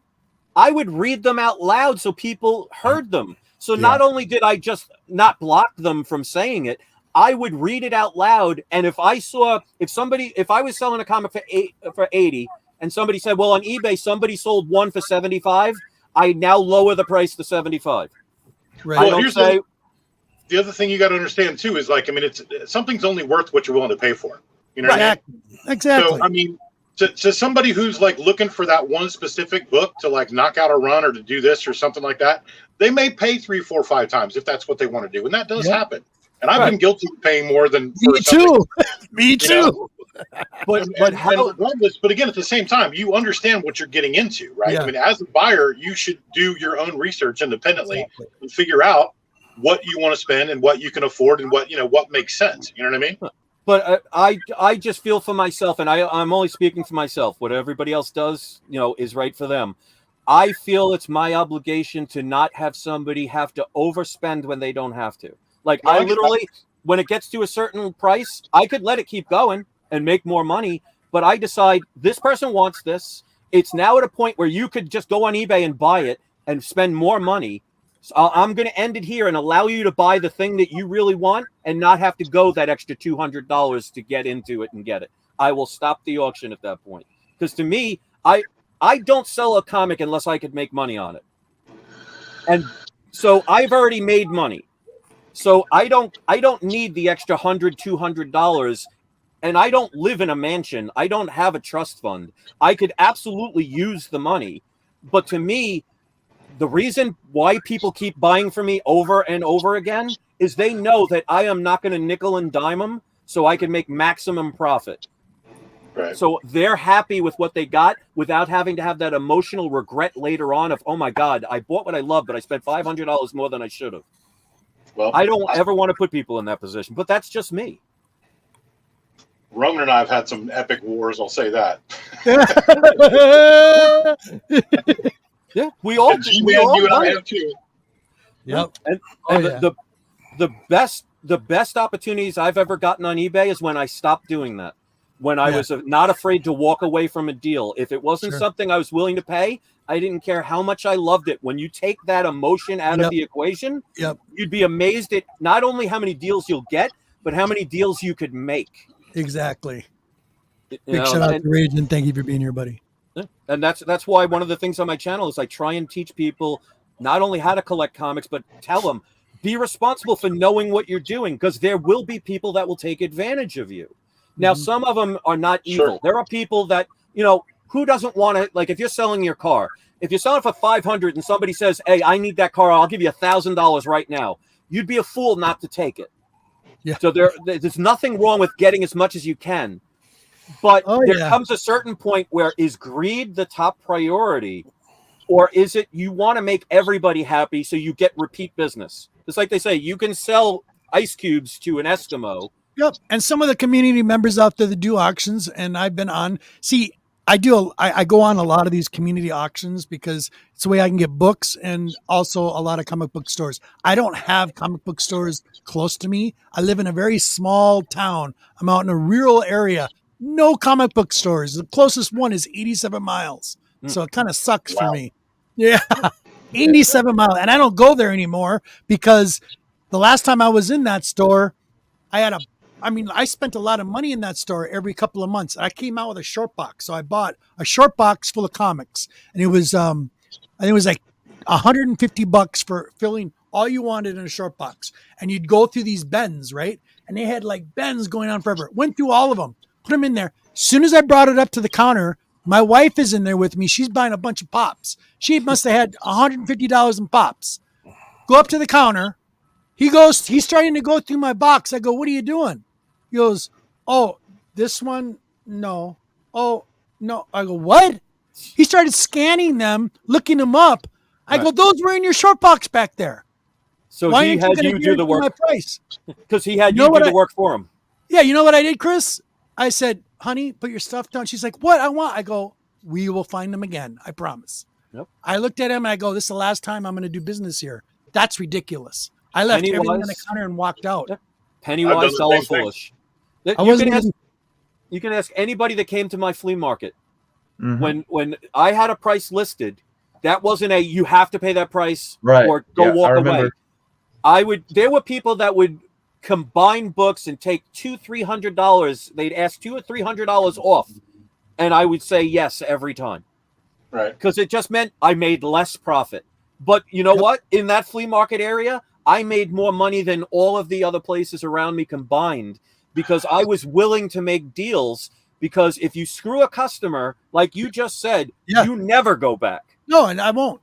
So what good was that little nickel and diming of those comics to lose a customer who will not only never come back, but never recommend you to get other people to go there? And you want to know what that is with me? And I'm Italian as well. You know what that is with me? I was a chef for 25 years. I do not believe in, thank you very much, Perry. I don't believe in, I know a lot of people like to play practical jokes, but one of my biggest things is not playing practical jokes with people's drinks or food. Yep. It's a big deal with me, and I like cleanliness and stuff like that. And when I go to a restaurant and I take the wife out, it's like, I expect good service. I'm not an asshole, but I expect good service. If there's a hair, I found hair in fried rice one time. I almost wanted to vomit in my mouth. Okay. And I said, baby, we're done here. We're never coming back. And somebody said, oh, you're just too picky. I go, no, it's a cleanliness thing with me. It's like, you should not have to do that. Don't pay for something that is not right. That's not right. Your money talks. You have to have standards. If you don't have standards, you will fall for everything. And people will I just like, no way. So from Monty and all my buddies out there told me, you don't have to deal with that. Just walk out. And that's exactly what I've done. Yeah. So Chris, I got a question. Did you throw in the fleas for free? Oh, that was from all my cats I have. So well, no, I'm at the flea market. No, you didn't say that. You said fleas. So I'll be more. Flea market. Flea market. I had on my, and I'm sure he can attest to this. I had a contest of mystery bags. One of the prizes in there was a Ultimate Fallout 4 first print. Wow. And it was like $7 for one bag. and you could win a book that's now worth what, $1,000 in a 9.8. Sure, Chris. We had a question from Collector Inventory. He says, another question for Chris: do you only purchase books on just eBay, or do you go to other platforms to purchase books? Like, yeah. Yep, just eBay. There we go. I've always, because their buyer protection plan. Yep, that's when you're not taking advantage of it, they will help. I've had people try and scam me multiple times. Always gotten my money back, and I was never one of those people that would say I didn't get a comic and try and screw somebody. There are people, there's always somebody. Oh yeah. But I find their protection, and PayPal as well, their protection made it to where I think this is the only place I should feel comfortable with buying from. Yep. So yeah, I don't buy anywhere else. And like you, I don't think there are any comic book stores around here that are even worth going to. Yeah. a lot of them closed down because of the I use a lot of different platforms myself. I go through a lot of different platforms because of where I live, and I know I pay a little extra for it, but it's like, hey, and it's like, if the person takes good care of me on the shipping part, I'm willing to pay extra shipping because I want the books to come to me in better condition. And it's like, as a shout out really quick, I got a real quick, because he was in the chat a little bit ago.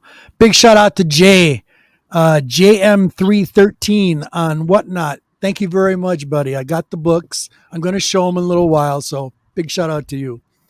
And anyway, so it's kind of like, a lot of different platforms, and I'll find good deals. You just got to be patient, It's got to be patient. And there's what's that word called? Yeah, I get that FOMO once in a while. It drives me nuts. On a favorite character I see it, I'm like, oh my God. You'll never miss out if you're patient. Yeah. And if you do, you weren't meant to have it anyway. So why drive yourself crazy if you weren't going to get it? Mm-hmm. And the biggest buyer remorse is people that overspend on something. You get caught in that high. Yep. And then once reality comes back and you realize you just paid $500 more than something's worth, now what do? What if that price goes down even further? Yeah, exactly. But that's why I teach people, make sure you research, you know what you're doing, and get rid of that emotional part. You can always find another opportunity. And if you can't, then you weren't supposed to have it anyway. So why worry about what you never had in the first place? Exactly right. I've seen back in the old days when people were starting out doing the YouTube channels, and I'm sure the younger ones that are getting into YouTube now are going through this or have been through this. A lot of the collectors that get on YouTube buy comic books for their show. Yep. Yeah. I talk about you can fall down that rat hole where you see a book and you say, "Oh, this is a damn good. This is a damn good book. It's a lot of money, but I'm going to buy it just so I can show it off." Yep. Then when you get there and you get on your YouTube channel and you show it off, then you go back a couple of days later and you're like, "Really? I spent all that money and why did I do that? 10 views." Don't fall into that rabbit hole. You buy what you want to collect, but don't buy for your YouTube channel. That's a big mistake. I got a couple of short boxes like that. and that's why most channels will, when they show a comic, will never tell you what they paid for them in complete, if at all. I always say there's two reasons. One is they don't want their wives or girlfriends to know how much money they're spending on comic books, which means you're not being honest with the person that you say you love. And two is because they don't want people to know that they're overspending just so they can have content. Right. Yeah. Because every comic, and you can look at every single video I have, I not only mention the price I pay, if there's tax, if there's shipping, if there's any cost, you got to factor that in. Yep. If you bought a book for $100 and it was $25 for shipping and taxes, you didn't spend $100 on the book, you spent $125. So most people will say, well, I want it for $100, but you didn't pay $100. So again, it comes down to being honest. And the same thing with the spouses. If you're afraid to tell somebody that you say you put your trust in enough to put a ring on your finger, and you're afraid to be honest with them, you don't have a quality relationship. My wife not only will watch my videos, she's a moderator. People don't know. One of my many moderators is my wife. Cool. She knows what I spend. Cool. But she also knows that my comics is the reason why we're in Florida. Yep. So she knows if I die tomorrow, she will never have to work again. Yeah, exactly.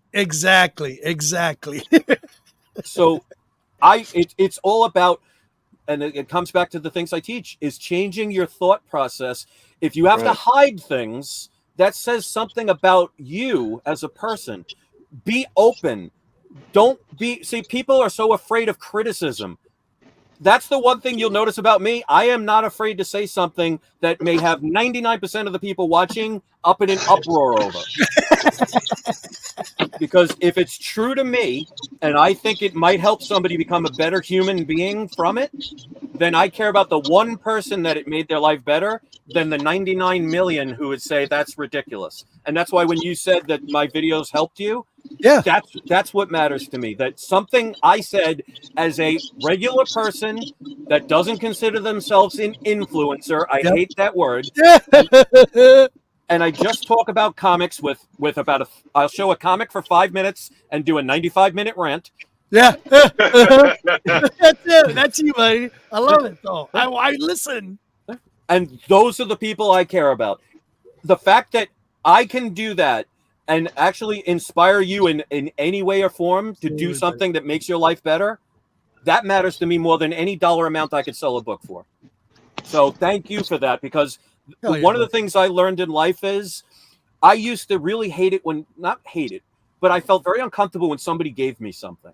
Yeah, I'm the same way. But this is what somebody turned around and said to me that made perfect sense. Never deny somebody else the ability to do good. Right. So when somebody is being kind to you, yes, be grateful, because you're allowing them to feel the joy. Yes. Like, for example, do you have kids? Yes. Okay. Me too. Yep. How wonderful is it at Christmas time when you give them a present and they open it up and it makes them ecstatically full of joy? Yeah. Yeah. Well, my granddaughter comes over, my wife, and they're expensive little toys. We buy these little boxes and treats of all these bagged toys and put them in a little basket. And every time my granddaughter comes over, she's like, Gee-ma, Grandpa, can I open this? And yes. And just watching her. So you get joy out of giving joy to someone else. Yes. Now, just imagine if that child said, "Oh, Grandpa, I don't want that." How would you feel? Yeah. Insulted. Right. Yeah. So that's what changed my perspective, is instead of thinking from my own perspective, I thought from somebody else's. When somebody is being kind to you, never deny them the chance to make themselves feel good that they did something good for someone else. Absolutely. And that's why I will never turn down ever again in my life somebody's kindness. Exactly. Because I am then denying them from being happy. And on that same subject, there's a lot of wonderful people out there in the community that, you know, with AOKs and Steve and a bunch of people out there. Wow. You have no idea. But honestly, a lot of people like that. Unbelievable. What do we all focus on in life? We can have 900 people compliment us. Yeah. If one person berates us, who do we focus on? We focus on that one. Yeah. we all have that, because we are all human. We all have feelings. Yep. And when somebody does something that can cut inside you, we bleed. Yeah. And people will focus on that. So what I try and teach people is we need to not worry about the quality of the quantity. We focus on the quantity. Yep. And that's why when I used to have thousands of people watching my channel, but now know a lot of them did it for the drama and for trying to use me. Yeah. I am happier now with maybe 30 or 40 people watching who actually like what I have to say and don't have to agree with it. If it helps them, if 1% of what I say helps them, that to me is a beautiful thing. I just helped inspire somebody that I may never meet in my lifetime. Well, you live in Florida now, right? Oh God, yes. See, another person I got to meet, Jeff. Yeah, well, me and Steve met him. I know, you guys told me. Yeah. Well, tell people, how was I when you met me? Be honest. He was as you see him now. That's how he was when we met him. So that's Chris for you. So wow, a normal guy. Who would have thought? Yeah, who would have thought? That's why I married the woman of my dreams. I waited until I was 40 years old, because my theory in life was I wanted anybody I ever dated to know who I was, and I didn't put up a front, I didn't put up an image, I didn't pretend to be something. I was like, this is me. You either like me or you don't. If you don't, you're now keeping me from wasting my time. Yep. So I always was, I am the genuine article. What I say I am, when people see me in person, that is exactly who I am. Exactly. It's the people on the internet that made these conclusions about me. And I guarantee you, I'll make a challenge to my biggest hater out there, whoever they are. Meet me in person. Let's go shoot some pool. And I guarantee you, before the end of the night, we'll be friends.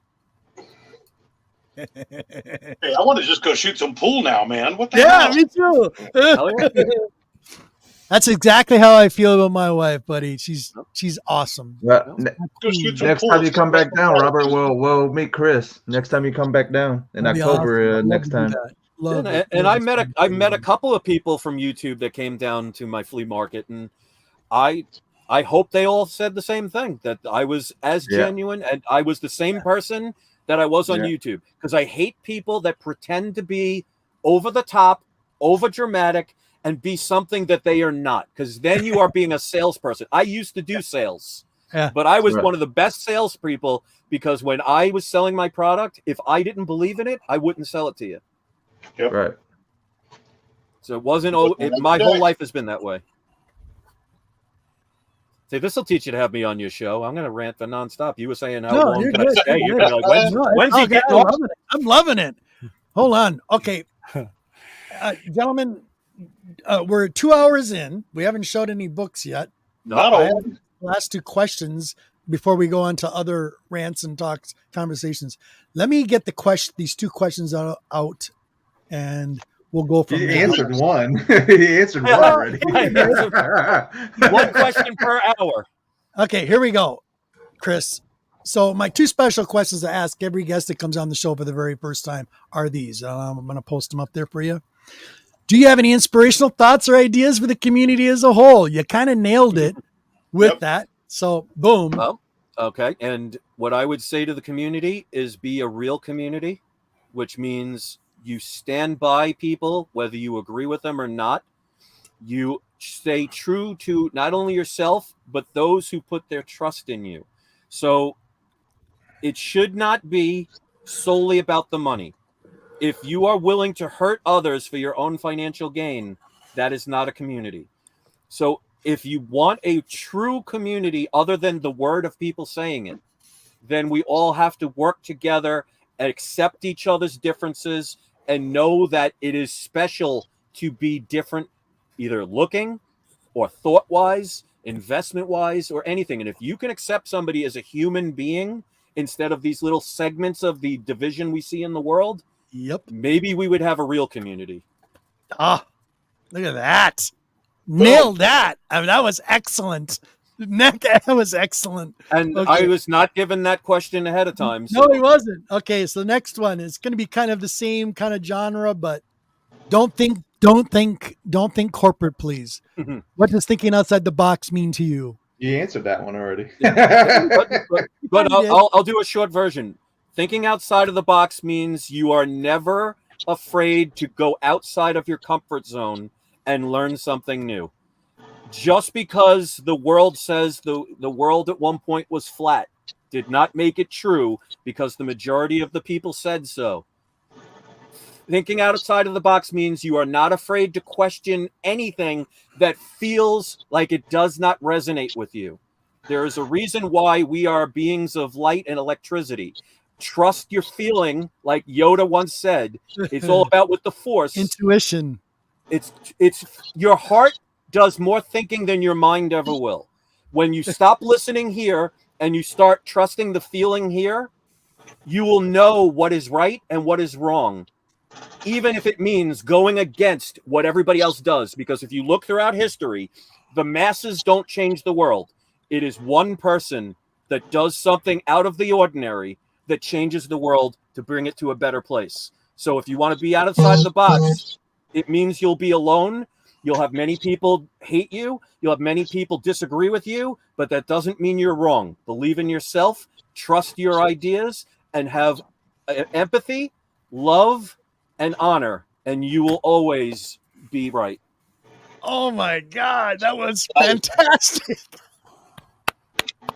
And I just make comics. I just make comic book videos. So true. Love it, Chris. See, from the heart, you got it. You get it. Okay, boom. That's where it should come from. Absolutely. Get rid of here. This is the devil here. You know what? That's the devil right there. Because there's times when you start thinking too much about, oh, I should have did this, should have done that, should have did this, and you're like, what is this person? Why is this person saying this? And you start going through all these emotional, the feeling part in your brain. You have to stop and sit back and just take a break. Whether somebody believes in religion or not is irrelevant. If you think of even the story of the devil, do you think the devil is going to try and trick you by telling you what you don't want to hear and being rude and nasty? Or do you think he's going to pretend to be your best friend? Yeah. Yeah. Be very careful where you get your information from and never be afraid to question it, because at the very least, they could be mistaken. Right. So, exactly. Cool. Okay. There. That stresses off the chest. That'll I gotta get going. It wasn't stressful at all because you got it. You nailed it. You were nailing it anyway from the very beginning. So I love it. Awesome guts, you guys. Robert, what were we going to say, Jeff? I said I got to go. I got to work tonight. Do you have any books you want to show? Not really. On the comic book channel, how dare you not show a book? Anything you want to say to Chris before we leave? This. Bring it up closer. Can't see it. Yeah, this book.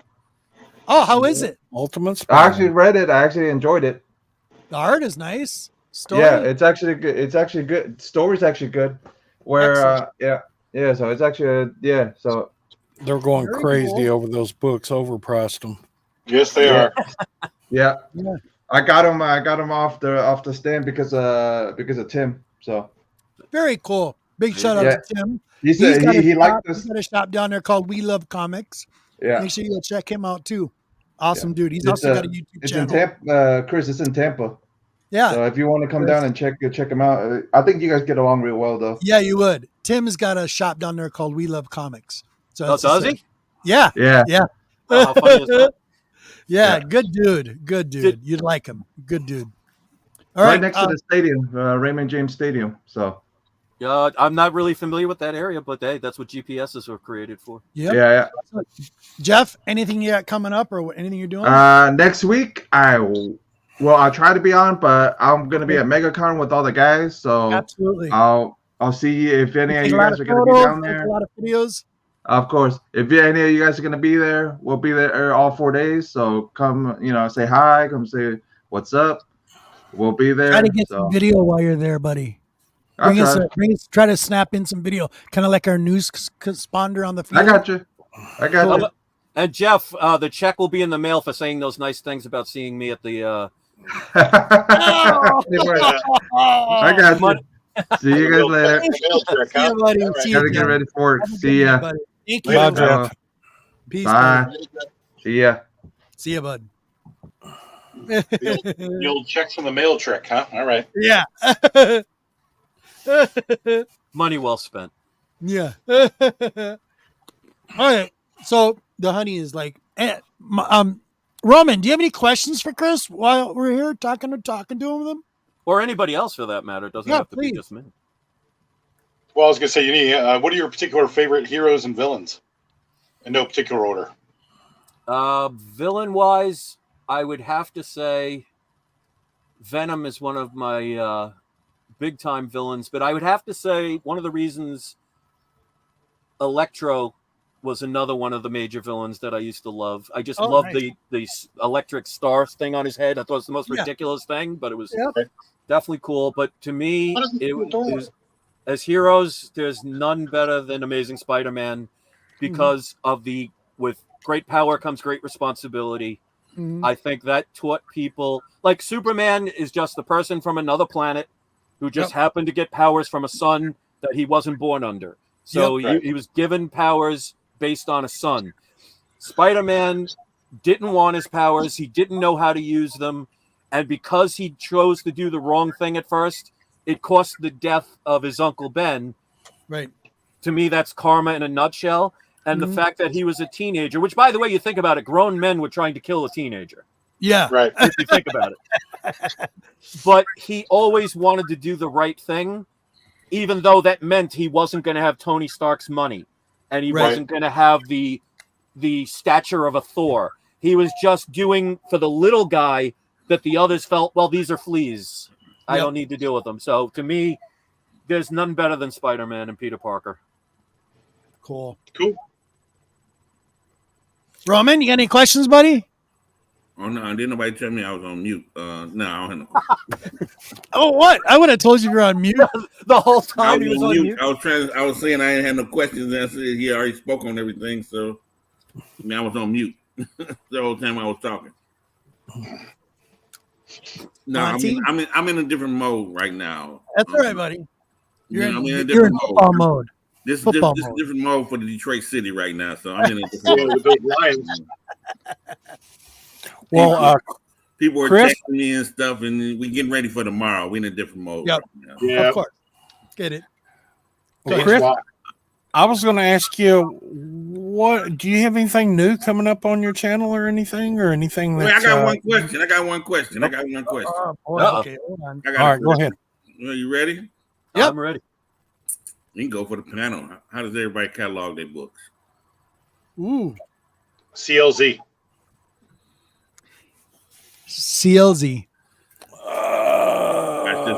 Watch this. Oh, he got a pencil and paper. He about to pull out. Pencil and paper. You just open a can of worms. He's about to pull out like 6 ledgers. Yeah, look at it. This is cool though. I like the way Monty does this too. Oh wow! And that to him is probably handwritten. Right. Yep. Yeah. I put a slash if I got 1, an X if I got 2, a X with a circle if I got 3. If I got more than 3, I'll find them in another book. You ran out of symbols. What happens when you have 16? That's what I want to know. Because you probably do have 16 copies. There you go, Roman. Like, dude. I'm sorry. I should have said for the pen. I just said for Chris. Is that an Overstreet from like 1983 or something? No, this is a comic book checklist from 2008. So there's a lot of these that aren't in here, but I'm working on that. That's about the limit for you. You don't even need 2008. You just need like 98. Right. But I'm Excel spreadsheet right now. So. All right. I use CLZ as the personal one that I can when I have it with me, and then in every one of my short boxes there's a list of what's exactly in there, so the queen, my honey, knows what's in there in case I ever kick over. In case you ever kick over, okay. Yeah. That's like me with the Mylars. I'm not buying no Mylars, but I'm paying somebody to put all my books on CLZ. I'm not too lazy to do that. I'll be right back. I'm too lazy to do that. Hey, why cut your own? That's like work. Who wants to sit there and catalog books? You pay somebody to do that. If you can afford Mylars, you can afford to pay somebody to do that. They're mine. I'll do. That's smart investment of your money right there. Getting somebody else to do it for you. That's a smart way to do it. Hey, they're adults that work down to LCS. They can come right down here and do my books. 3 blocks down and do my books. Nice. That's what I'm gonna do. Nice, Chris, Dan. how do you catalog yours, Chris? Oh God, there is no method to my madness. As you can see, I'll just put stuff where I think I want. I'll switch them from time to time. It's the ones I want to look at as far as my comics. Like the ones that have the value, I'll set up some. The rest I just put in boxes, and somehow I find them. Right. But I never wanted it to be. When I first started collecting comics, I used to have a book, and I would write them down in the value. And then after I did it for the 1,000th time, it's like, I don't want to do this anymore. This seems too much like work. So now if it's important to me, I'll put it in the front of a box. If it's not important to me, it goes in the back of a box. Yeah. But I have so many boxes. If I tried to organize them all, because then every time you get a new book, you have to reorganize the whole darn thing. That's why I have 2 short boxes under my table. Those are for new books. Those are not cataloged.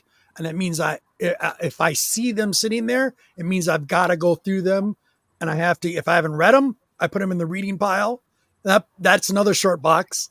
So then once I go back, then I take them out and go put them right where they belong. The short box for the read, the stuff you got to read is just ridiculous. It's insane. Like I said, we all have some kind of OCD. You just made my point right there. But no, I honestly, it's like there's no method to my madness, and yet I still find everything I need. It's it's the weirdest thing. But the older you get, the more you don't want to work. like what Roman said, if you could pay somebody to do the work for you, why shovel your own driveway if you pay somebody else to do it? Roman. I still find stuff that I forgot I had or didn't know I had when I'm moving everything from the house out here. I'm always finding stuff saying, "Oh, I didn't know I had that." Yep. So I'm going to show some stuff really quick, and then we'll go from the list on. All right. So first, the Queen yesterday, her and I were shopping. We haven't been shopping for a while, and yeah, talk about every time we go shopping. I don't know, but this was pretty cool. So she came across this. This goes in the collection. This was awesome. Cool. Oh, that's a cool one. So she found this, and it's like, oh, you like that? I go, yeah, that's a good one. But my Queen's collection is getting huge, and here's another one she got for me. High Evolutionary. Nice. Like this character. So that was cool. And it's an exclusive, which is neat. And then she also got the Goblin Queen, another exclusive, which is cool. Oh, yeah. Redhead, of course. Very cool. And then she also found this, which was awesome. So all you, come on, focus camera. Really? Stranger Things, if anybody watched that series, which was awesome. She found this. Oh, nice. With the house, which was pretty neat. Oh, cool. Yeah, really, really neat little piece. So that's in the Queen's collection, and it's got all of the stuff in the back. Very, very neat. Where do you put all that stuff? My living room right now. My living room, I have my TV, my game system, a chair, another chair. The walls around the entire living room are literally full of my wife's pops. Unfortunately, me and Deuce, I blame Deuce, I blame you, started a little monster back a few years back. Oh, yeah. And ever since then, she's like all head bound into it. But she's very unique. She's very selective about her pops. She just doesn't buy everything. There's certain things, certain categories, certain movies she liked. It's pretty unique collection. And I tell you, oh my God, you talking about organization?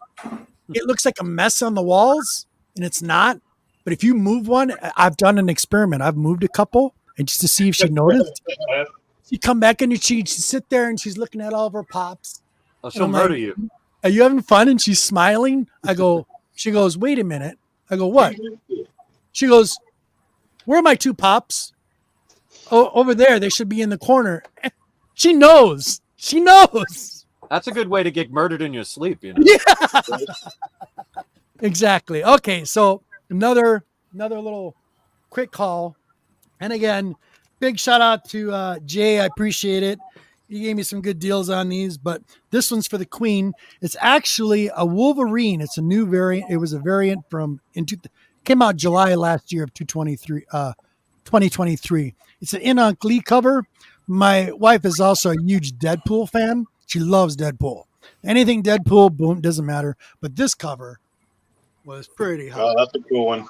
Oh, yeah, nice. That was a very, very nice cover. So yeah, she was very happy about that. Who did the art on some that? of the randoms that were in this set. This is a Harley Finn, and it's a cosplay cover, but it's actually art. It's a 247 out of 250. It's Freckles Comics exclusive by the Golden Apple out of New York. Counterpoint Entertainment. Very sexy little cover. That's a cool one. Yeah, very, very nice. It's got the Princess Leia Star Wars. Yeah, Princess Leia with a little bit of Harley Quinn in it, which is kind of cool. Love it. Then we have another. This is Tyler Kirkman. and a Street Fighter fan as a kid. Loved Street Fighter, some of the Street Fighter stuff. And here is Chung Li with his signature on the top. I don't get signatures, but if they're there, they're there. It's written on here. It's got these don't mean anything to me, but it's a Tyler Kirkman, and look at that. Really nice. Very cool cover. That's cool. Then we got some What If. I'm still collecting my What If runs. Number 13, Juggernaut on the cover. Nice. Another What If, X-Men number 23. Yep, that's all volume 2. Yep. Then a DNA cover with this is the Marauders, issue 13 by Jonathan Hickman, chapter 5. This was issue 13. Oh, that's a beautiful cover. Yeah, I'm trying to get it focused. Sorry. Nice storm cover. That's beautiful.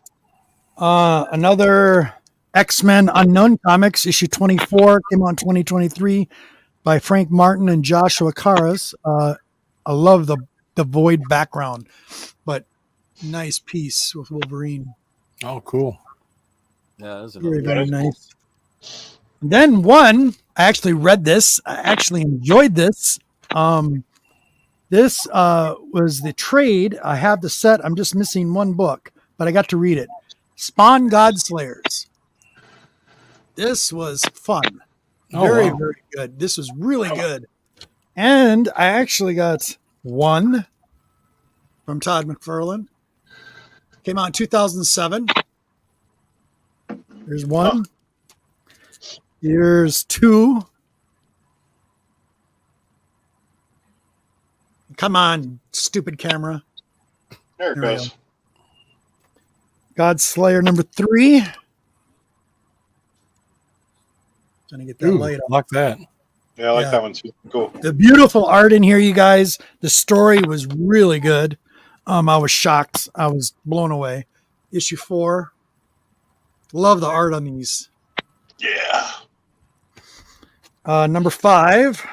Yeah, I'm missing 6. I haven't put 6 yet. Look at this cover. That looks familiar, doesn't it? Yeah. Like Conan. Yeah. Very cool. Look at that guy's face, though. Creepy. And then Godslayer number 7.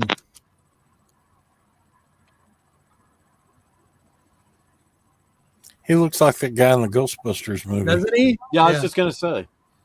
The guy in the painting. Yeah. Yep. Yeah, it does, doesn't it? Anyway, yeah, that's my haul. So a big shout out to you, Jay. Thank you very much. That was my haul pretty much from last week and the week before, I think. So I just put them all in Mylars. So how many people you have watching the video right now? Right now, it says 16. Oh, there you go. Shows 16, but we were at a constant 20, 23 for a while there. I saw 22, 23 there for a while. Yep. Nice. So big shout out to you guys watching on all the different streams, everybody's channel. I appreciate that big time. You guys got any books you want to show? Anything else you want to talk about, Chris? Yeah. G-Man, I'm going to probably make you mad, but I definitely have books you want to see. Oh, God. No. Then you have to do it then if it makes you mad.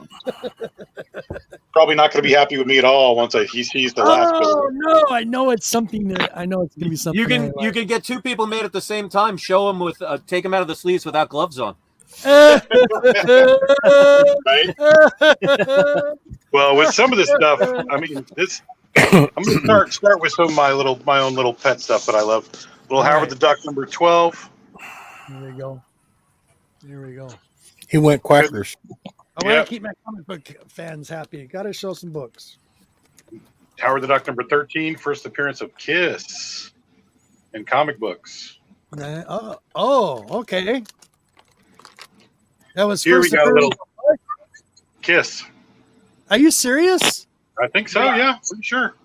In Howard the Duck? I did not know that. Yep. Interesting. Sure that's it. Here's some 30 Days a Night Bill Sienkiewicz cover, signed by Stephen Niles. Very nice, Petty. Not signed, but this is the 30 Days a Night number 2, Beyond Barrow, signed by Stephen Niles. Nice. And the last one in this series, Beyond Barrow, number 3, signed by Stephen Niles. Beautiful, buddy. Nice. This just came out last week, but you know me and John Constantine, I had to get this book. Nice. This book I just happened to get because it came out, and I had to get it because this is featuring Geiger. Yes. And the red coat, and it's also got Junkyard Joe in it. This just came out really quick. Isn't that exciting? That's awesome because we were big fans of Geiger and even Junkyard Joe, and now all of a sudden it's becoming popular. Now, what's funny is this is going to divide out to like 4 or 5 other titles. Yeah. This is just a one shot right now, but the other ones are coming out. They have revamped this series, believe it or not. This is actually coming out. These are new comics. Okay, now I hate you. Now, you're not done hating me. That's just one copy. Did you get number 1? Because I don't have the issue number 1 out of that set. No, these are both number 5s. Damn. That's a cool cover. This is a funky one shot I found. The Colonized. It's zombies versus aliens. Show the top. What? Who made that? This is from who made this? I can't see it. Sorry, I got bad what lighting. company made it? What company put it out? I'm trying to find it. It's actually, I'll have to get back to you on that. It's in really small print. Sorry. Keep going. This is where you're about to get mad. You ready? Fix your camera. There you go. All right. Fall of Cthulhu number 0. I have that, by the way. Signed. These are all signed by Michael Allen. But you haven't signed. No, okay. No, that sucks. And here's number 1 signed. Very nice, buddy. Fall of Cthulhu. Number 2 signed. Wow. Number 3 signed. Where'd you find these? At a con. Are you serious, dude? I got the whole lot signed. Number 4 signed. Oh, I like that cover. Nice. Number 5 signed. Look at that. Number 6. Big shout out to my H.P. Lovecraft. Love it. Also signed. Every single one of these is signed. That's number 6. This is number 7. I like that. So you're about to like this one even more. Oh, nice. I don't have that one. Do not have that one. That one's cool. That's number 8. This is number 9. Wow. Love the covers. Yep. Number 10. They all signed? Every single one of them. Number 11. Damn. What company? Was that Boom? These are all Boom, yeah. Yeah. That's what I thought. Number 12. Also signed. Oh, nice. 13. Wow. All 14 of them signed. You're kidding me. Nope. Every single one of them. Damn. Nice. That's cool, dude. Did he give you a good price on the signage? What's funny is I got these as a lot from somebody who they were already signed. Oh, okay. So I got luck of the straw. Oh my goodness. That's cool, dude. 15-book lot, and all the signatures are identical. I mean, close. They're all really close, but it's all signed by Michael Allen Nelson. Michael Allen Nelson. Okay. Yep. Every single one of them. And like I said, I got them all in a bundle, and it was a steal of a deal. I was like, okay, sold, done. Yeah. You going to get those graded or leave them raw? I'm probably just going to leave them raw, honestly. Yeah. I mean, it's funny because I don't generally send stuff off to get graded. It's pretty unusual. Most of the graded stuff I have, every single graded book I have has either been gifted to me or traded for, or I bought it. Well, at least you don't have to wait 6 to 9 months for a book that way. Yeah, and that's my thing too. Is I'm afraid if I send it off, I'm going to forget what the hell I even sent off, and I'm going to be like, oh God, what, you know. And then it'll show up on my doorstep one day, and I'm like, wait, what did I send again? It's like getting Alzheimer's. Well, I mean, it's not even so much that with me. I have so much stuff. I just have so much stuff. Do you really, Gray Man? I would love to go to that. Oh, that'd be awesome. Take pictures of that. I would love to see that. Oh, nice. I'm a huge Lovecraft fan, so that would be awesome. That would be awesome. Monty, Roman, you got books you want to show? Chris, do you have books or anything you want to talk about in general on the books? I could do a quick unboxing. Sure, you can do that if you like. If the people that watch my channel know that I have literally hundreds of boxes of things that I've gotten for years that I never unboxed. Sure. And this came to me, it was mailed July 16th of 2020. So oh my goodness. Wow. And you still haven't opened it. Is that a Tom's mystery box? God, no. No, this was something I bought on eBay.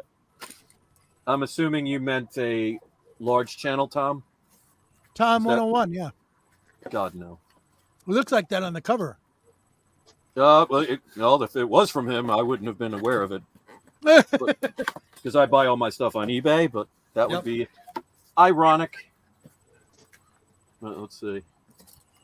But yeah, I don't know why, unless it's like a mega key comic, I'll always say like, well, I want to make sure if I can't make any content from getting books, I'll always have these, and then years will go by and I just don't open them. Don't ask me why. I guess it's like that high of the purchase is all you need. That sounds about like me. There are stuff I hadn't opened. Yeah, see, we have a lot in common. All right, so. Oh, wow, this looks a lot nicer than even. I just seen what that was. That's cool. I like that comic. That's awesome. And first print, and I paid $55 altogether. Okay. And I remember when I saw this book when it first came out, I remember instantly this book was $20. Yep. And I was like, I'm not paying $20 for it. Yep. But yeah, this is in good condition. And in the Mylar, ironically enough. I see that. So, there you go. Love the movie. The first one, anyway. Oh, yeah. Absolutely. The second one and all the others should not have ever been made. Roman, are you still there, buddy? Hey, G-Man? Yeah. The Colonized Zombies versus Aliens, actually, Image book. It's Image? Yeah, and it just came out. It's like a square bound. Did you read it? No, I just opened it to see who made it. I just got it today. Oh, you did? Yeah. Okay. He's a very fast reader. No, I haven't read it, but I definitely will read it. Read it yet? I want to check that out. It looks interesting. I've seen some of the previews for it. Monty, I want to see him. I want to see him hold a book without gloves on. I want to make internet history right here. Okay, these are some books that these are doubles or triples or whatever, but I had to rescue them because now I'm in the phase of my life where I rescue books because I'm afraid that they will not be taken care of. Yep. So, but this book I got about 2 weeks ago, and it wasn't a rescue book. I wanted this book. Journey into Mystery number 74. Holy crap. Yeah. Bring it a little closer, Monty. Let me guess, 11.0 grade. Right. No. Nice, buddy. It's hard to. Yeah, there you go. Got it. Monty's got books, dude. What issue number? Number 74. Okay. And these are some books that I found that these are the ones I rescued because I couldn't leave them there because I was afraid this bookstore would mistreat them. So, Journey in the Mystery number 92. Were they abusing the poor comics? Yeah, they were keeping them in the back in the dark, and I just felt real bad. You know. Were they chained to a wall? No, but this one told me he got, was being abused. So. Okay. And not in a good way. Journey into Mystery number 94. Oh. Was he fed nothing? Was that one fed nothing but peanut butter with a peanut allergy? Just curious. Don't know, but could have been. Journey into Mystery 105. Man. Nice, buddy. Jeez. I'm gonna get away from the gorgeous books, man. Do you have like a time machine? Journey into Mystery 107. No kidding. H.G. Wells got nothing on Monty, bro. Those colors pop on those books. I know.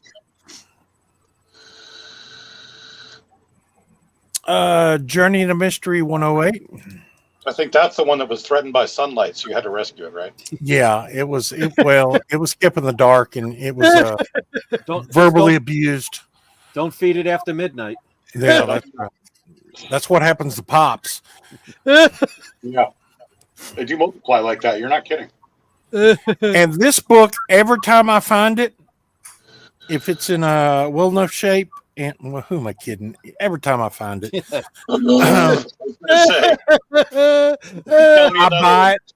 Tell me I buy buddy. it. I have multiple copies of 109. Jeez. I love this cover. I just love this cover. Oh yeah. Hard not to. Yep. Okay. Nice. It's okay. So basically, you rescued all of the. Yeah, Uncle Roman's saying, "Yeah, it's okay. It's okay." Yeah. You rescued those comics, and they will never feel the touch of a human finger ever again. That's right. Right. They will never be hugged. Number 117.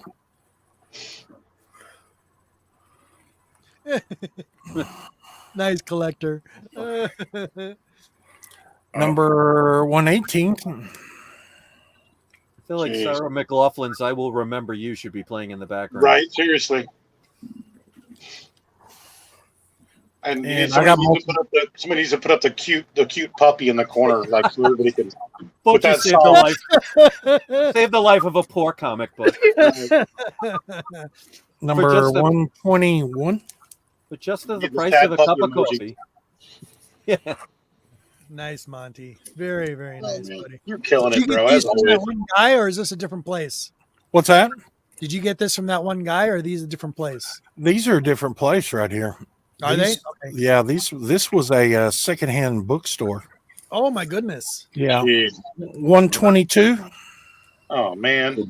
Unbelievable. Wow. Monty's got the goodies, bro.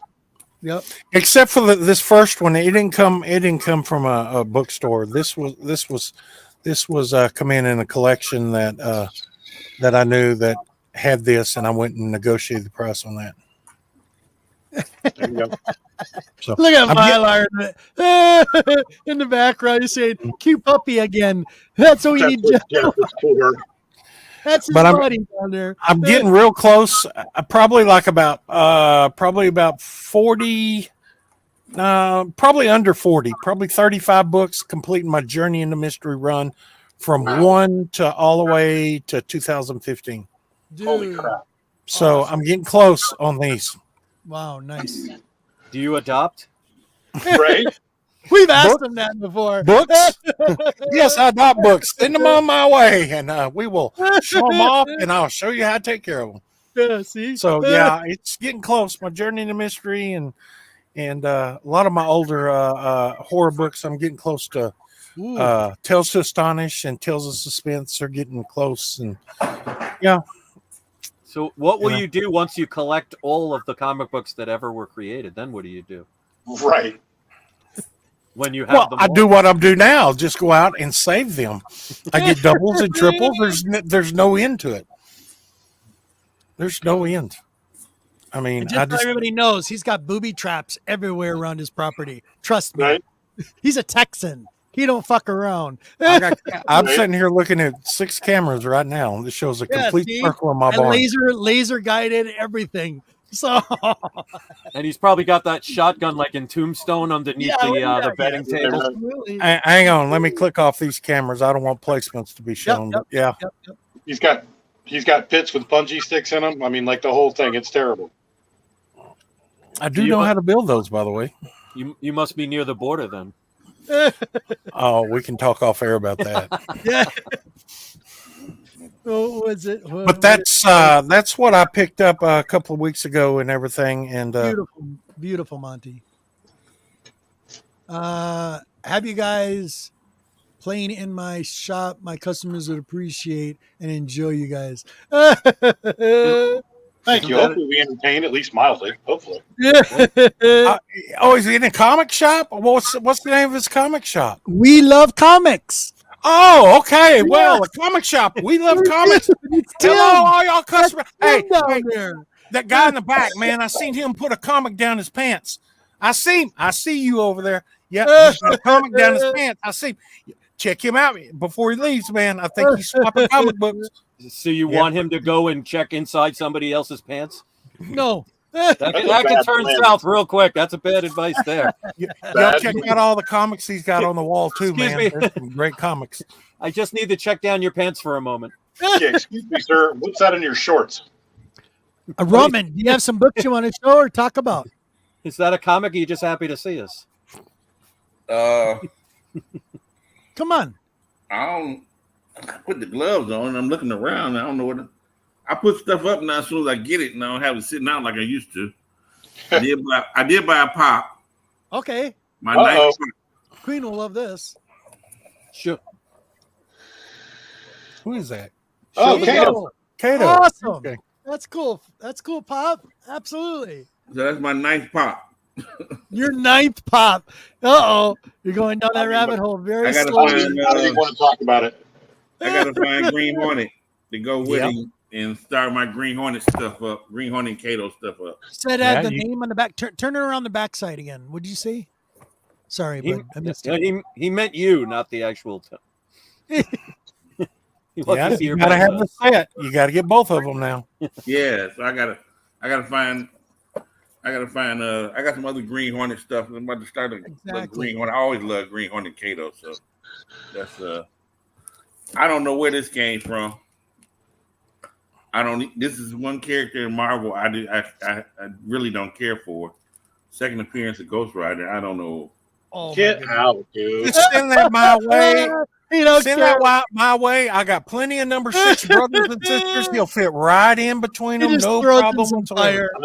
I need that. I never liked Ghost Rider. I just never liked Ghost Rider. We'll talk after stage. Send it to me, Roman. It's cool. Just send it to me, Roman. It's all good.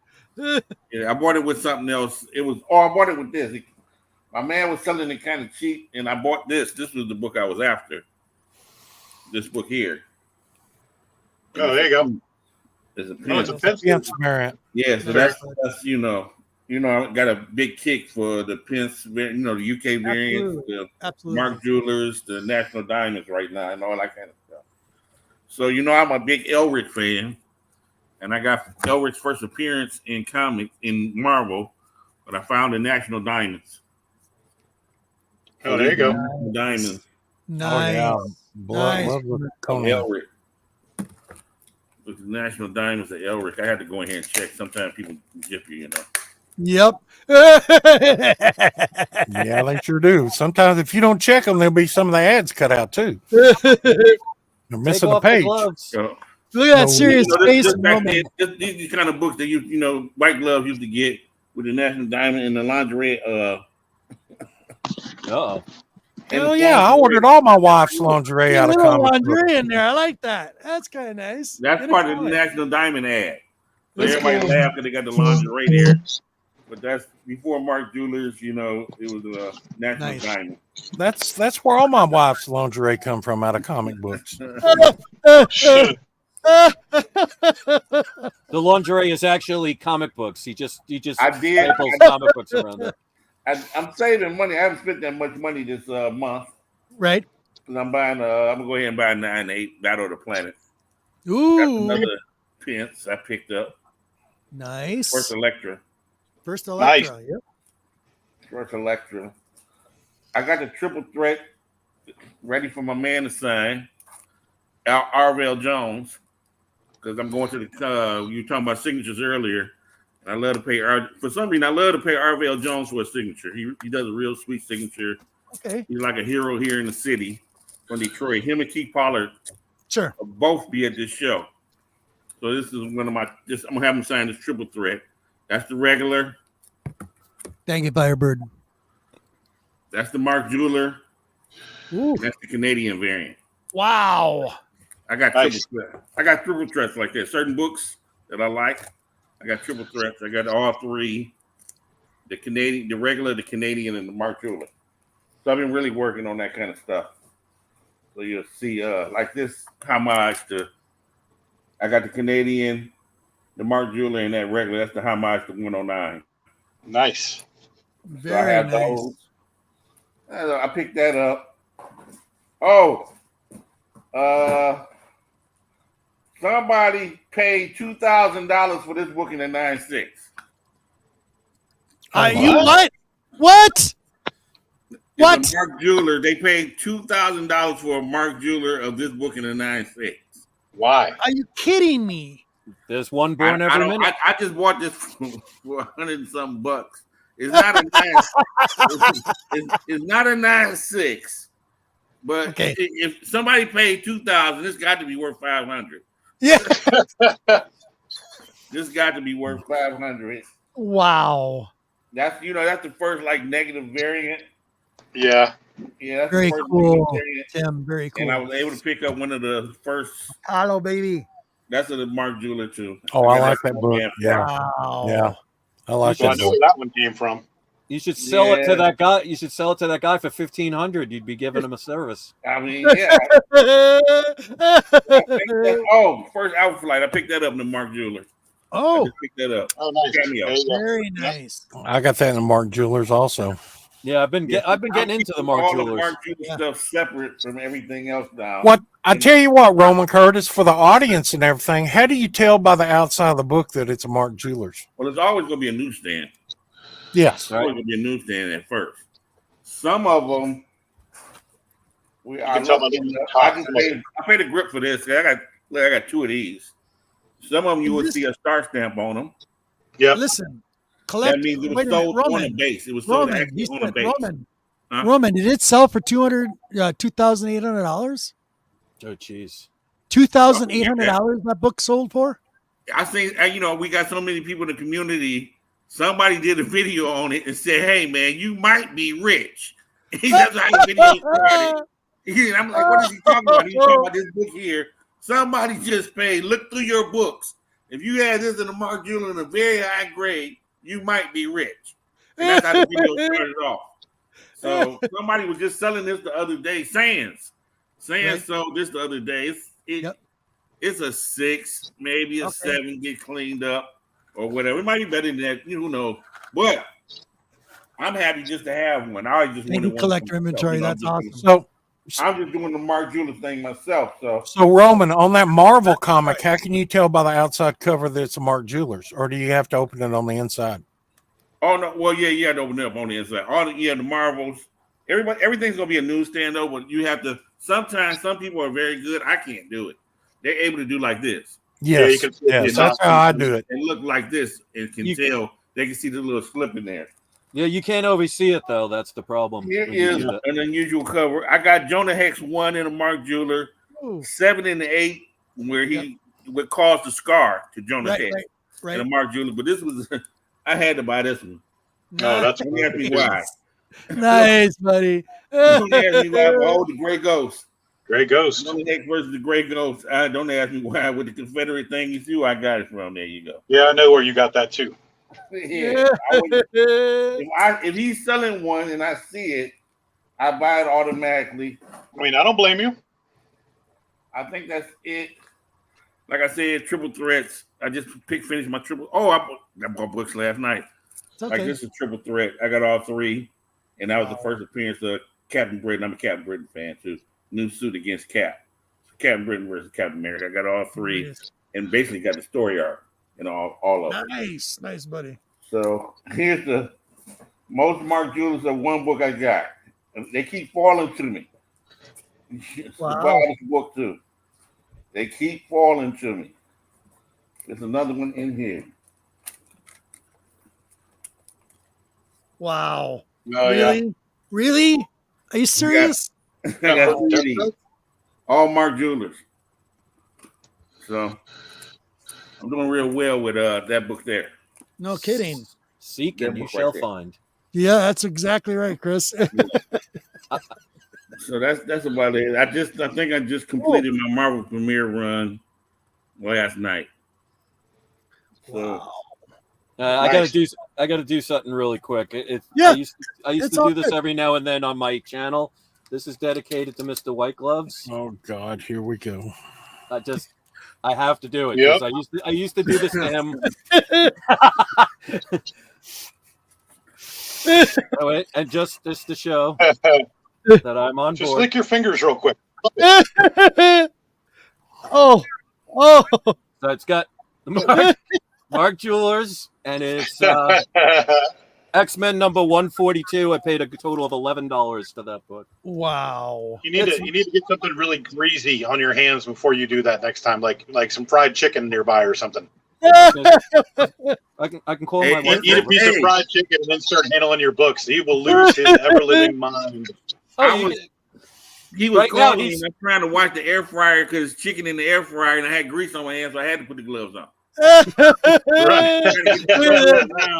And I had to put the gloves on. Or every now and then on my channel. I used to do that to him every now and then on my channel. Yep. And it's like that brought back some memories. He went black. He's hyperventilating into a paper bag right now. That's why he's on mute. He's going to my channel right now. Unsubscribe, thumbs down. Unsubscribe, yeah. Unsubscribe. Curse you, comic demons! Curse you all! Oh man! I'll be back. I gotta go to the bathroom. Yeah. He's still hyperventilating in that paper bag. Let's all read a book, shall we? All right. That made my day right there. Hey, it's always Chris, funny. have you ever seen that video that Monty did? I actually have it. Hold on. Let me show you something. We'll do a little memory recap. Hold on. You want to see this? It's we'll do the short version. Watch. Here we go. Boom, boom, boom.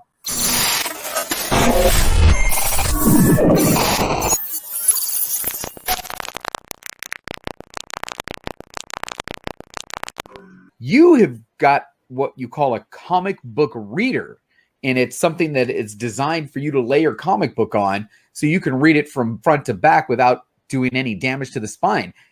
Would you like to share that with the community? Because I know Robert's definitely looking forward to seeing that. Please. Well, as y'all know, I'm OCD about touching my books. A lot of people don't know that I'm OCD when I read my books because, it's like everything else. You got to be watching out for that spine stress. Spine stress on these old books will cause damage to these old books. So I got my little white gloves noggin of thinking outside the box. Outside the box, that is. Perfect. And I built me a comic reader right here.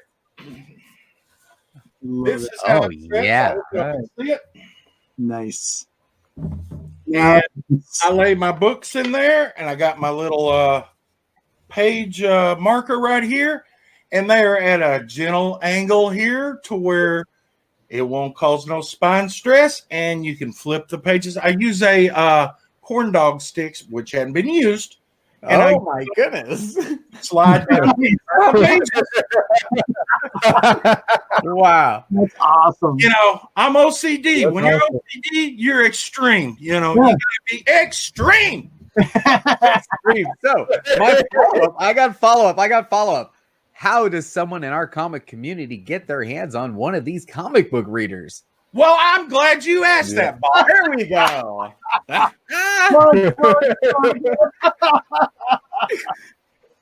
Segway, give me the lowdown. You can contact me at Splash Page Comics, and one of these nice luxury comic book readers can be at a low, super low price. Not $199.95, not $159.95, not even at $129.95. These extra super duper original. It's awesome. Oh, Solid as a rock. You can even throw it out of the car going 2 miles an hour. Too funny.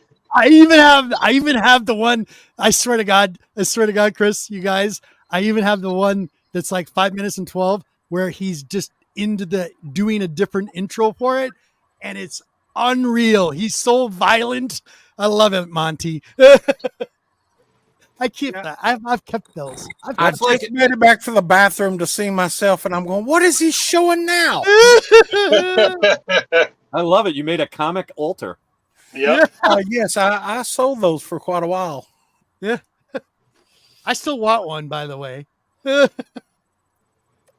think I got 3 left. I think I sold. I think I ended up selling about 30 of them or 30. The other one, he is really. You want to see it? Let's show it. Let's show it. And a big shout out to my buddy, Mr. White Gloves Monty. Trip down memory lane back in 2020. Here's that little tidbit. Hope you enjoy.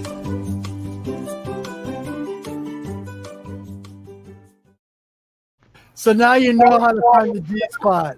Now I got another surprise for you. You ready? Here it comes, guys. Monty. Hello, YouTubians. Do you find yourself, when you read your comics, worrying about spine stress? Do you find yourself, when you read comics, worried about page bends? Do you find yourself worrying about your comic looking like this when you get through with it? I tell you what, Mr. White Gloves Incorporated has got something for you. For you. Something that will take your mind at ease when you read your comics. Yes, sir, Bob, we sure do. It's called Super Duper Comic Book Reader from White Gloves Incorporated. This little jewel right here will cradle your comics and keep the spine stress from happening to your books. It's got this handy dandy one-of-a-kind patented marker that goes right down in between the books if you have to walk off and something closes the book. It's a gradual angle so you can read your book without straining your neck. Yes, I said straighten your neck. Black Friday deals galore. It's back again this year, but this time it is the Comic Book Reader 2020. Yes, sir, 2020. And you may ask, how does this actually work? Well, let me give you an example on this right now. You place your book in there, you cradle it, and you use a corn dog stick to turn your pages. A corn dog. No. A corn dog stick, not a corn dog. A corn dog stick. And if you order tonight, this will be included for free. That's what I said, for free. For free. This flexible wood corn dog stick has been made by White Gloves hands, and it is taking care of all the care to take care of comics. You put your book in there, you slide this under, and you turn the page. Yes, sir. That's what I said. And I will say it again. You put your comic stick in there, and you turn the page. This stick cannot be found anywhere other than White Gloves Incorporated. Back to this comic reader, and I'm going to tell you right now, this comic reader is sturdy. Yes, I said sturdy. It is not cheaply made. By no means cheaply made. We wouldn't do such a thing to you comic book readers out there in the community. No, sir, Bob, we would not. No way, shape, or form. This comic book reader is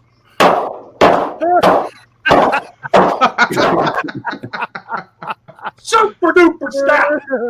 It is made to last years of reading, years and years. Your grandchildren, your great-grandchildren will read off this special comic book reader, one of a kind. I guarantee it. And like I said, this comic book reader is very special. And I bet you're wondering how much this Super Deluxe 2020 comic reader will cost you. Well, wonder no more. I'm going to tell you how much it's going to cost you. Not $199.95. Not $169.95. Not $129.95. Just remember, we're throwing this in for free. $99.95, and it's yours plus shipping and handling which we will negotiate on that at a later time. And you can have this special 2020 Black Friday deals galore comic reader in your house before Christmas. You put this off, the price may go up and shipping may go up. And it won't be there for your hubby or wife to open up on Christmas. Oh, the surprise on their eyes. The surprise on their eyes when they open this up. You can just see it. Your husband's going to say, gee, dear, you got me a comic reader. I am. I'm a crazy person. I'm a crazy person. Bravo. My goodness. Yeah. I've kept those. I love those. $59.99. Oh, dude. Monty, that was awesome. Great but wait, there's more. If exactly. you want now. What that second video he did for me, it's when the blue. What I was dying and crying after the show, literally, when he took a corn dog, literally a corn dog, and he just looks at it, he just throws it, and just keeps talking, and wham, wham, wham. That was awesome. That was all improv. Yeah, it was great.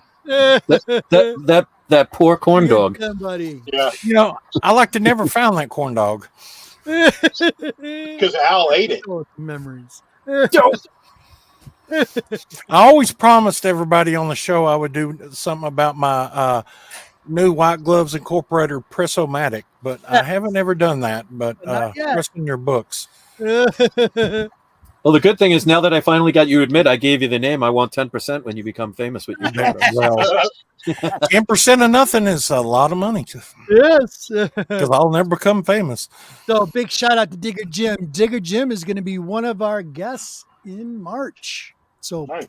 Big shout out. One of our guests coming up. What does he dig for? What's that? What does he dig? Yeah. Comic He's got gold. a beautiful You'll see he's got the right idea. There we go. There you go. Chris, have you ever moved into Golden Age, or are you collecting and looking? Oh, absolutely. Let's see. Got one. Let's see. Absolutely. Oh yeah, baby! Look at this. Yeah. There's another one. Oh wow! Oh wow! Cool. What year is that Green Lantern? I think 1944. Yep, nice. 1944. That was Green Lantern number 11. And I'll show you my prize. And I'll make a little thing really quick. And this was a book I was actually selling at my flea market and was very glad no one ended up buying it. And I'll show you in a second. I have it right here.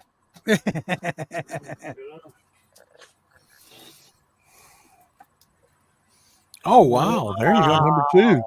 Now, I paid, it's a 4.0, but it is restored. Okay. But the person I bought this from told me that this was a facsimile cover. Really? It ended up that it was a genuine cover. It was just somebody took a marker and marked all up and down on it. I paid $365 for this book. Oh, wow. Wow. Awesome. That's Superman number 2 from 1939. Look at him smile there. I love it. I remember when because I do my live on PGX unboxings, I was expecting it to be a 0.5 because I was under, and it was funny when I did an unboxing of this. I got this back when I was living in New York. When I unboxed it, when I got it from the guy from eBay, I'm looking at the cover. I'm like, if this is a facsimile, this is the best facsimile I've ever seen. What's the date on it? What's the date on it, Chris? Fall of 1939. Oh, wow. Damn. Spine rebuilt, extensive color touch, reglossed, and cover trimmed. But I'll take that with a 4.0 with a real cover than what I originally thought it was. Yeah. I was trying to sell this. It was ungraded at the time at my flea market. I was selling it for $1,200 and nobody wanted it. What? Wow. If you look this up online, an unrestored 1.8, somebody's selling for $12,000. Wow. Wow. Wow. Nice book. I believe it.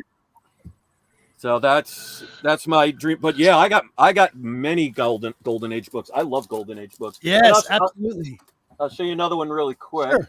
Absolutely. No, you got plenty of time. This is your time. This is one of the books that I guarantee you I don't think anybody's ever shown on a comic book channel before. Wow, it's big.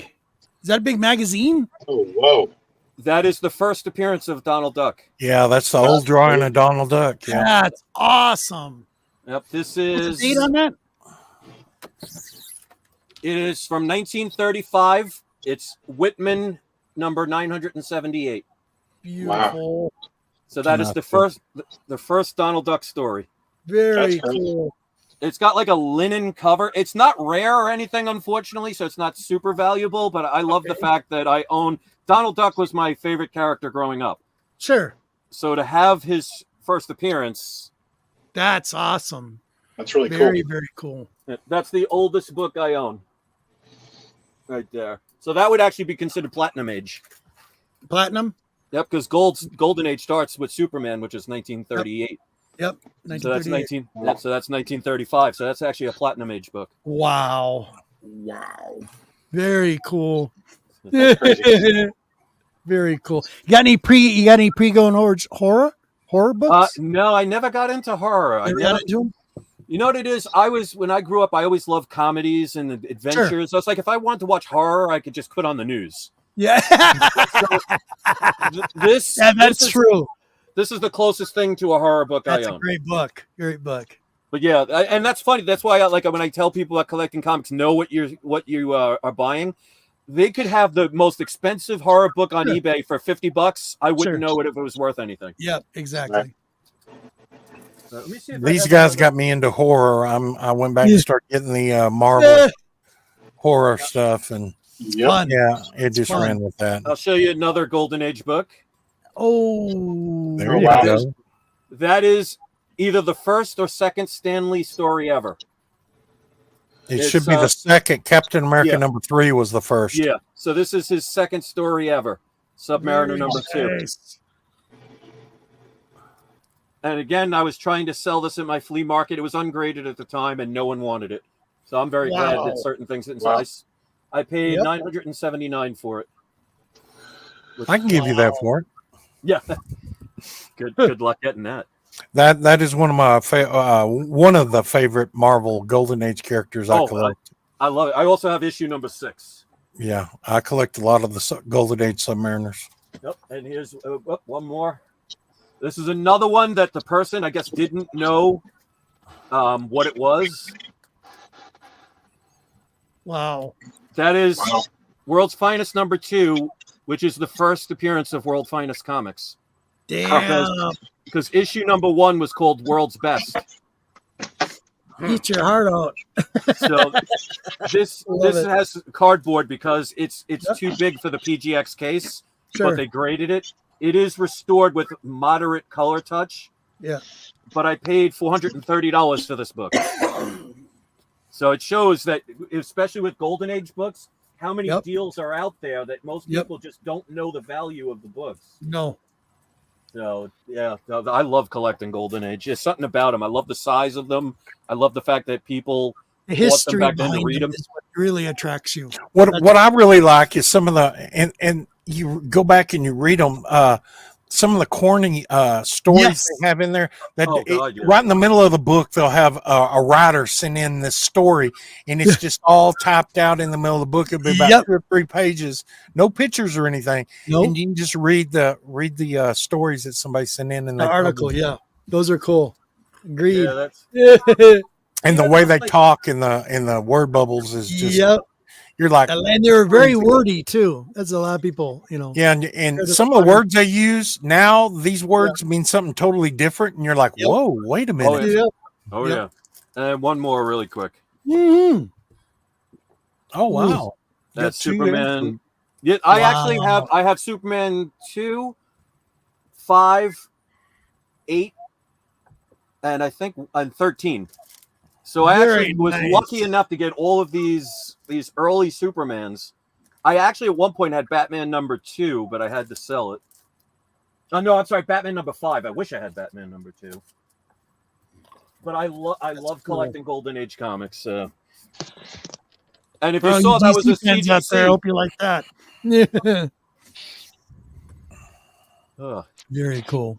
So I have to ask that. I don't know if that guy from that comic store is still there. What year did he call it? Name We Love Comics. Yeah, I don't know. Chris, Tim, if you're still in the house, what year did you call your shop that? Because I know for a while he had his YouTube channel was called that too, but it was called something different, and it's Mylar Madness. And he bought it when he bought his store. He had a problem. I think it was last year. He actually had it all on video. He had a robbery, and somebody ran into it. He had it all on tape, and he put it out there on the internet so people would see it. And yeah, it was pathetic. He went in there and just pulled books off, boom, boom, boom, and walked right out. Wow. First year he opened a store. That sucks. That's terrible. Tim, if you're still in the house, buddy, what year did you call your name your shop that? If you're still in the house, please. But yeah. Do you have any questions for us, Chris? What's the fastest animal on Earth? Cheetah. So now, do you remember what movie that was from? Wasn't a mutual? No, not a movie. I'm thinking. Movie. They asked that. They were at an information desk. That's asking for information, and people were lined up. They were asking different questions, and that person came up and said, "What's the fastest animal on Earth?" What was the movie? Airplane 2. Oh my god! Oh god! Oh my god! Yep. No, now it's clicking. Now it's ringing. Forgot about that one. Yeah, when it comes to movies like that, I could basically recite each one of them, like Blazing Saddles and stuff like that. I could recite Blazing Saddles. Oh yeah. Movies History that of the can't be World. made. Loved History of the World. That was awesome. Oh yeah. Which, by the way, most people don't know that the Blazing Saddles was actually written by what the hell's his name? Richard Pryor. Richard Pryor. Yep. Most people don't know that. So when they say, "Oh, it's such a trouble kind of movie," yes, like, Richard Pryor wrote that movie. Yes, and he was actually supposed to play the part of Bart the Sheriff. Yeah, and Cleavon Little was the guy who actually played him. Yep, because he was in his cocaine phase, and he wouldn't show up, so they had to find another actor last minute. And now no one could see anybody else playing that part, but the guy who plays him, like you said his name, I don't know. But yeah, I love movie trivia and stuff like that, especially when it comes to stuff. I do too, movie and music trivia. Let's see. Let's see a good. Yeah, that was a good one too. Yes, Collector Inventory. Yes, in Brewster's Millions, that was a good show too. Yes, Brewster's Millions. I love that one. That was a great one. But my favorite part in History of the World. And I remember it so vividly in the movie theater because I went to the movie theater and watched that. As soon as they did the French Inquisition, I was dying. I was literally crying. I was laughing so hard. Nobody questions the Spanish Inquisition. I was laughing so hard. That was so funny. Oh my God. Mighty Python and the Holy Grail was my key. Yeah, that was another good one. Love it. Hell yeah. Absolutely. Behind the rabbit. We are the knights who say neat. Monsieur Lavoche. What? Lavoche. What? The cow. Well, let me say just a comedy that I missed that used to be on TV, and it's so sad that they took it off. And I know he passed away, but which was Benny Hill. I used to love. I used to love that. I wasn't allowed to watch it. Roman, Benny Hill was funny. Come on, Roman. Well, how did that go?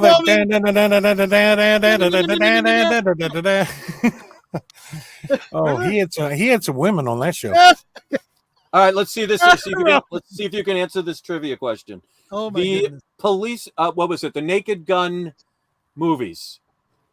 What was the name of the TV show that it was based on? Oh, with Nestle Car 54, wasn't it? One Adam 12? No, because it was originally in this show and it became a movie. Dragnet? So, well, I don't know. I have no idea. Oh, no. Wait, don't tell us yet. Say it again. Say the question again. the movie Naked Gun was based off of what TV show that Leslie Nielsen was actually in, which only lasted for one season. Wait, oh man, not the man from Uncle. Police Squad. Oh my God! Oh, Police Squad. That's right. Oh. It was originally a TV show, and it was so funny that they made it into a movie, and they called it Naked Gun. Yep. Wow! And I did not know that. Wow. And before Airplane, Leslie Nielsen was a straight-up comedian, straight actor. Never did a comedic role in his life, and it was Airplane that got him into comedy. Damn! I remember watching the first Airplane in the theaters. Yeah. Yep. Yeah. Right. What was? All right, we have to go. What is the earliest movie you remember seeing as a child in the movie theater? Star Wars. Mine would be Jaws. Mine was Star Wars. Mine, I think, would be Jaws too. They had Either movies. Jaws, I Oh. stayed in the lane. I stayed out. I'll never forget it. I stayed outside this movie theater in the pouring rain to watch that movie. I was soaking wet when I finally got to go watch this movie the first time. Yeah, it was Star Wars. All right. I don't know which came first. Was it Jaws or was it King Kong? King Kong. Well, the original King Kong came out in 1930. No, something. But yeah, you're not talking that about the far. one. Yeah, the other one was, I think, in 75. That was 75. Oh, it's pretty close because Jaws came out in 75 too, I think. I think it was either 70. Yeah, I think 75. Yeah. The blonde in it. What was the actress's name? In what? King Kong. Remember? Oh, Faye yeah. Who? Come on, guys. I forget her Jessica name, Lange. but I. Faye Jessica Ray. Lange. Nope. Jessica Lange. Yes. Jessica Lange. What a hottie. Faye Ray might have been in the original. And she's actually, she's not a blonde. She's a redhead. That's every girl in Hollywood. It's not one natural blonde. You can always tell because they have blonde hair and brown eyebrows. Yeah. I mean, go the whole way if you're going to go it. Buddy, what is up? Because I remember sometime in 75. Isn't that when Space Invaders come out in the video game around that time too? And they had them in the theaters.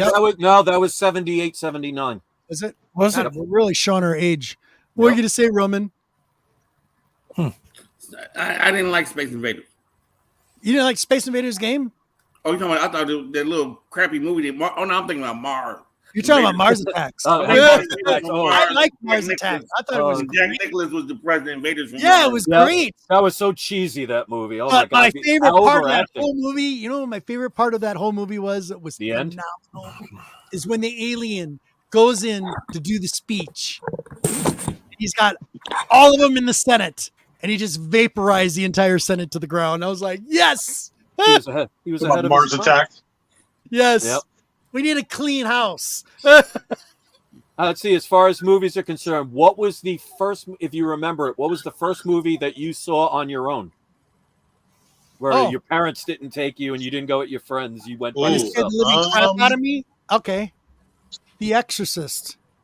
That was the first. Wow, you're a brave. I had man. nightmares forever because it was very graphic, That and they showed the unedited version. That cross thing with her mom in the I don't bedroom. remember. My first movie that I saw on my own was The Last Starfighter. Oh, that was a great movie too. Oh, that's a good one. Yes, an excellent one. That movie did not stand the test of time, but that was a good movie. Yes. Yeah, that was the first ever computer graphic run Yes, movie, exactly right. and it showed. Yep, it did. It's still good to this day. I still enjoy it. That was right up there with Enemy Mine. Remember Enemy Mine? That was what. Oh, look, Roman's just freaking out. Like, what the hell?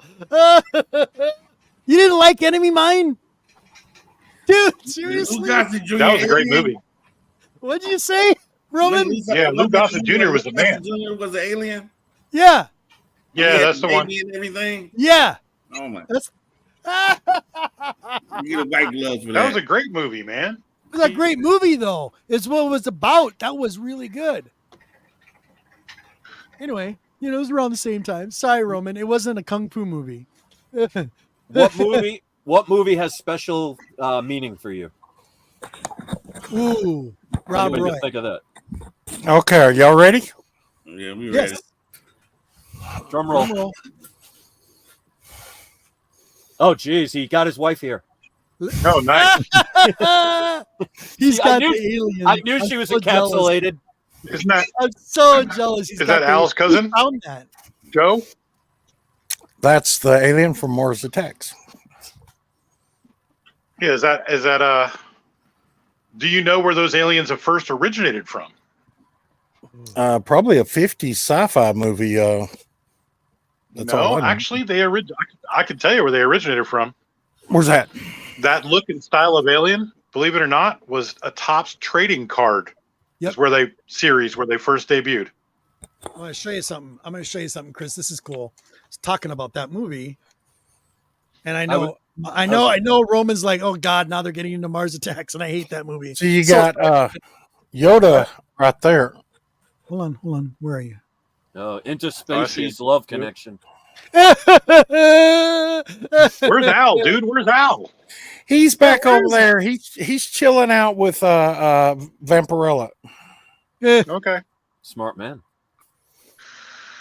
So I was garage sale hunting like a couple years, maybe about 5 years ago, and this is a gem I found. And this I left in the pack or in the case that I came in. This is from the 30s, and this was an original Mars Attacks card. Came just like this. Yep. Oh wow! Kept it in there. $1. It's worth a hell of a lot more money than that right now. Yep, that's where those aliens originated from. Was those cards from back in Yeah, the I day? love this card series. See, I was moving a desk here a while back. I told you last show, but I found this back there. Ooh, I don't know if Oh, that's Deadpool. 98, but that was Nice. behind my desk. I was like, really? Is I that the didn't one know I that had came in that. the comic book? I have no idea. I don't know. I don't remember where No. that came from. I don't know if that's the original. What year did he come out? 87? 87. Well, this is not as old as I thought. So this is 98. So Yeah, 87. I'm pretty sure is New Mutants 98. No, because it's actually, is it 91? Because I have the comic right here, and it shows 50 years from 1941 to 1991. So, Is it 91? I thought it was. No, I think that's. Well, maybe. I don't know. Yeah.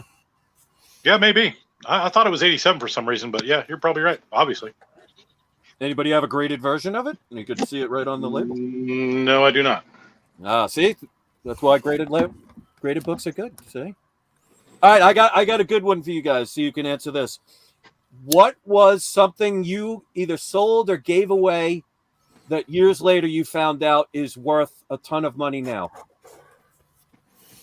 My nothing. almost complete Star Wars figure collection. The originals? Yes, all of the originals.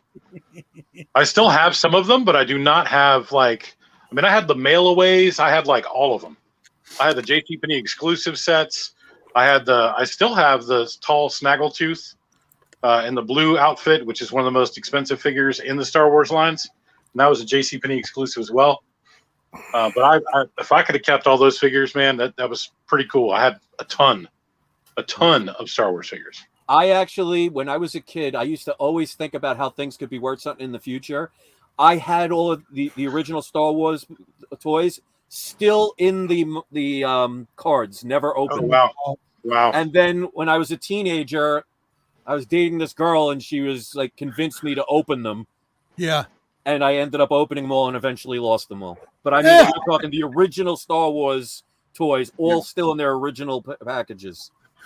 The only thing I can think of that I wish I still had that I got rid of that would probably be worth a lot more was my 1953 Chevrolet pickup. Ooh. And yeah, You're had the Roman. column, they had the column shift, and the starter was in the floor where you pressed the button in the floor and it started it. Oh, wow. And no, because I got all my childhood toys. Yeah, I'd have the old roll down windows. Yeah, on the side. Yep, sure did. Did you have to wear gloves when you drove it? You're muted, no, Roman. You're muted, that was Roman. back before war gloves, but yeah, Roman, you're muted. Roman, you're muted. Rookie mistake again. He cranked it in the front. Oh no, it wasn't that old. But I wish I still had that pickup because it was what they call, I think they call it 5-window. And yeah, I had it converted to propane. I drove it around town, all over this town and everything. It wasn't even tagged or stickered or nothing. And the cops just looked at me and they just waved real big and grinned. I drive by and I love that pickup, but I got into a situation where I had to sell it. Did anybody lose something because their mother sold it? Or threw it away. Or threw it Playboys. away. Oh yeah. All my daggum concert shirts. My Playboy collection, and then the very next day there was a priest in my bedroom. My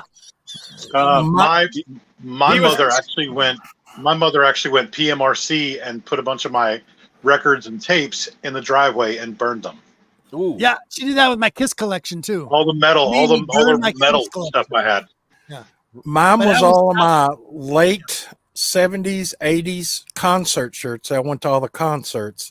And the only concert shirt that I really missed out of all that was the 79 Highway to Hell AC/DC. Oh, nice. I got to see Bon Scott in 79.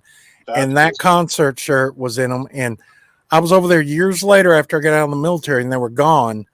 And I opened a drawer in the kitchen and to get a rag out, and they were all cut up in there. She was using them for dust rags. Mine was a phone number. Oh. Did you say a phone number? Yeah, you know, you're out of the club and you see the young lady. Y'all first able to go to clubs and see the young lady and see her getting numbers from all the guys. And you go there and try to get her number. She said, give me your number. I said, I seen you get like 6 numbers tonight. You're not going to call me. She gave her the number. She called the next day. You living at home with moms. Moms, here's the answering service. I heard the baby in the background. I just arrested the message.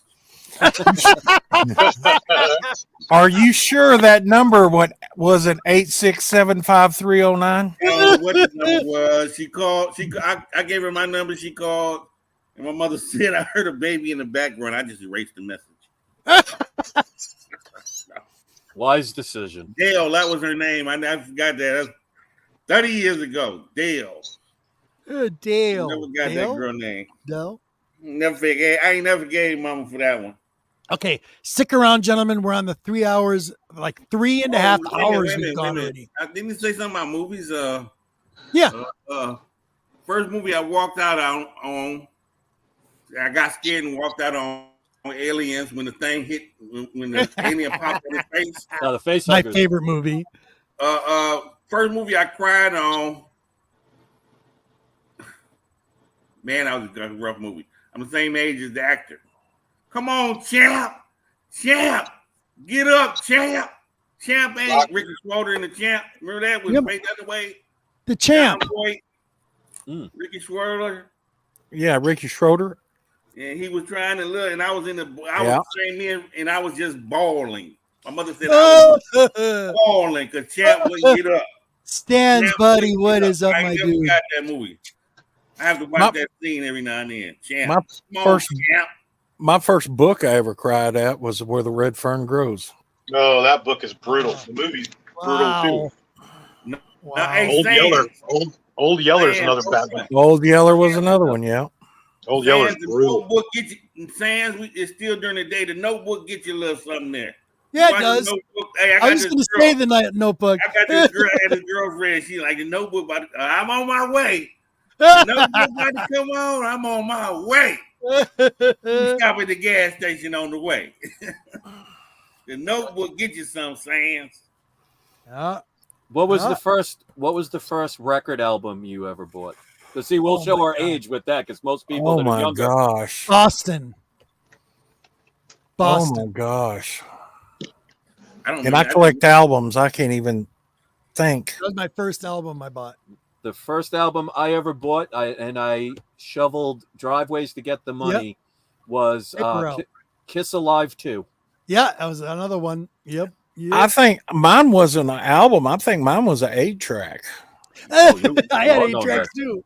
It was a Red Fox.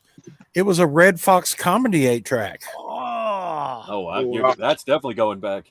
Yeah. It was a Red Fox comedy 8-track, and Ben, it was very belligerent and rated like R. Yeah. It was a cassette. It wasn't a album, it was a cassette.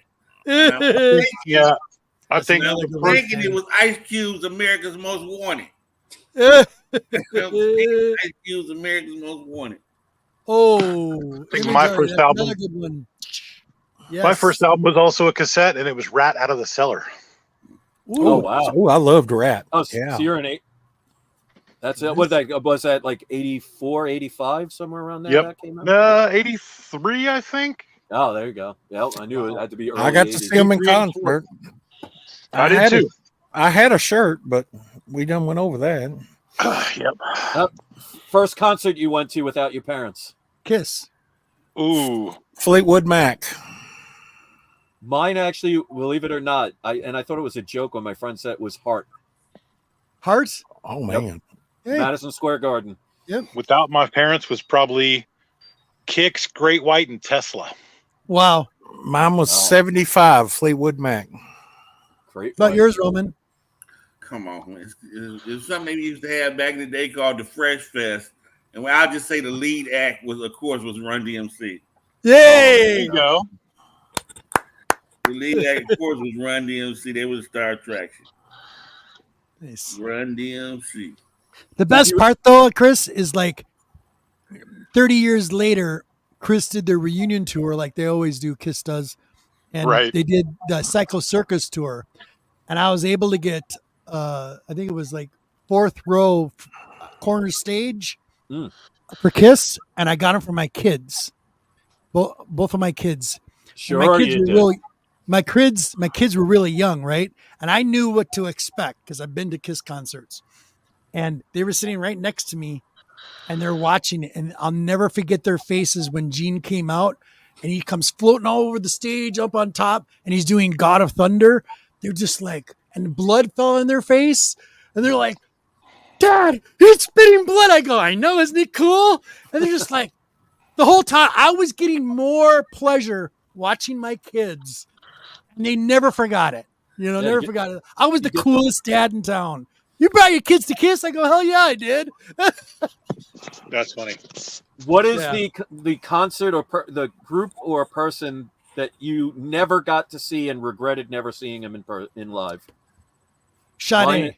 Mine is Journey. I am an absolute Journey fan, and I hate the fact that I never got to see them in live concert. Sade for me. I'm trying to think. I'm trying to think too. That's easy. What'd you say, Roman? That's easy for me. Who? Tina Marie and the OJs. Ooh. Tina Marie, and I haven't seen that. I didn't get a chance to go see the OJs. I mean, I'd have loved to see the Doors live. Were you alive when they were around though? No. Well, I mean, like somebody you could have seen, but you just didn't. Somebody I could have seen, but just didn't. Probably David Bowie. I'd have loved to see Bowie live. See, I seen Bowie live. Oh man, I thought I'd love to see Bowie. I watched him at this little state theater. It was real old fashioned state theater. It was awesome. He was doing his what was it, China Girl tour at that time. It was awesome. I can't think of any that I had a chance to go that I didn't go. You was too young to go see. How about that? Oh, well, probably Led Zeppelin. You too young to go see Led Zeppelin? Do what? You were too young to go see Led Zeppelin? Yay! Hialeah's in the house. Buddy, what is up? Van Halen and David Lee Roth with David Lee Roth. That'd have been a great show to see too. I got to see that. That's another one. David Lee and Van Halen. I got to see which I liked them better. A lot of it's tip versus tap, but I liked Sammy Hagar. I got to see Sammy Hagar when he was on tour by himself too. That's cool. Concert was easy to get high at. No. That would be Ronnie James Dio. Yeah, And I liked him too, though. He was good. Ooh, yeah. I watched him. What's Seen this? him live. I just had that question because my brother always said you was too young to go see Parliament, Funkadelic, and it was just as soon as you can be standing outside the stadium and you was hot. It's the way you was Oh yeah. He said, That was the same way the ACDC I've seen Parliament Funkadelic. Exactly. You high on contact. The good old contact high. Oh my God, yeah. ACDC was the same way in '79. Yeah. Just cloud of smoke. I mean, that's the first time I ever seen anyone on stage moon the whole audience. You know, Yeah. they were ACDC was very. I mean, Angus liked to take down his pants.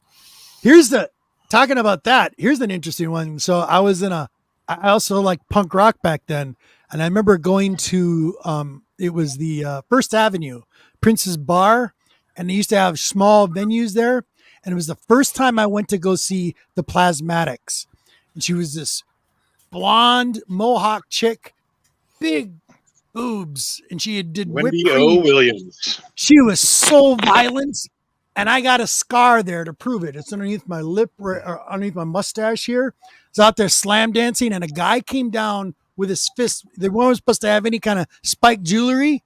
Came down right on my face, and we both just started having it out. We got arrested, got put into emergency ward, and I'm just still swearing. And all of a sudden, I pull the shade, and the guy next to me is the guy that we were having a fight with. We wound up becoming good best friends for a longest time.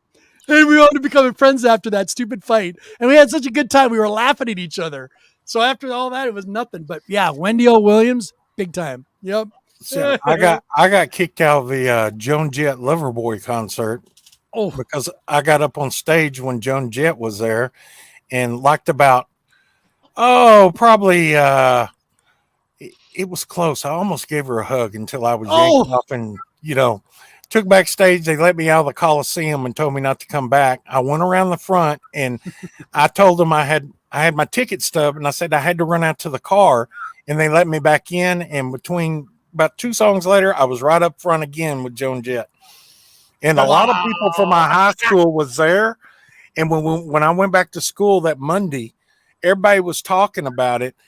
And they were said, because I wore a FFA jacket that had my town's name on it, and they were asking who that was. And a buddy of mine said that was him.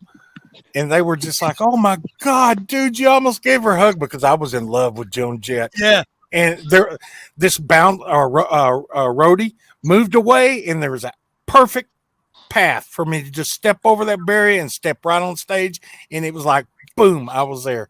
I got a deep one to see who can answer this.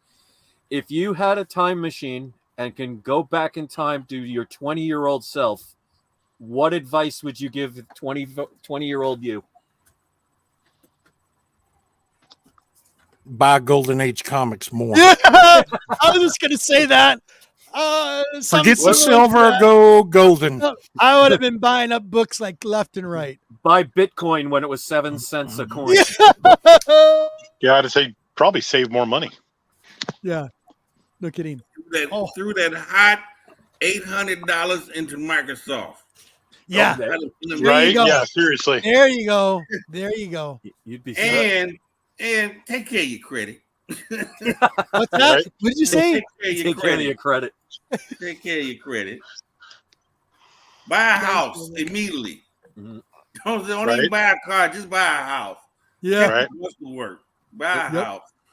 I would definitely tell myself about the Bitcoins, because I actually was one of the people that was early into Bitcoins. But in the beginning, when it was like $1, then $20, then $2, I had 7 full Bitcoins. And I sold them all when it reached 100. Oh, because I didn't think, because back then, and this was going on for like 2 years, it would go from like 69 cents to $30 to $2 to $20, and everybody's like, this thing's never going to go anywhere. Yeah. So when it went to 100, I sold all 7 of my Bitcoins. Yeah. I kick myself every time now. So I would tell myself, don't you dare do that. Yep. Especially when they got up to at 1.63,000, 65,000 a piece. Yes. The regrets. Yep. See, I had to throw in something new because most of the stuff we're talking about, a younger audience would be a record, 8-track. What are those? Right. Cassette. What does that mean? Do you mean there's somebody other than Taylor Swift out in the music industry? You know, speaking of that, since you brought that up, I'm going to comment on this. Taylor Swift, you know, they have done this AI and everything out right now. Oh, I just heard about this. The Queen just told me about this. And what they're doing to her is wrong. Whether I like her music or not, what they're doing to her is wrong. Making AI nude pictures of her and putting them out there. I hope the living heck that she gets a hold of who does that and sues them for every single penny they got, and they get put in jail, because there's no sense. That is her. I mean, if they could do that to her, they could do it to anybody. But they can They do need it to put a thing about They that need to too. put a stop to this right now. But Monty, here's the problem with it. Okay, anybody can use those software programs, and the monetization thing on it is so hard to control. I feel bad for her, but you know what? She's the bigger person. Also, on the upside of that story, I heard about this story. When that got put out there, all the Swifties. Sorry, guys, I'm going to say it. I am a Swiftie. I like her. I do like her. Nobody's perfect. I do like her. I know nobody's perfect. I do like her. I'm not that dedicated fan. I like her music. I like her. I think she's classy.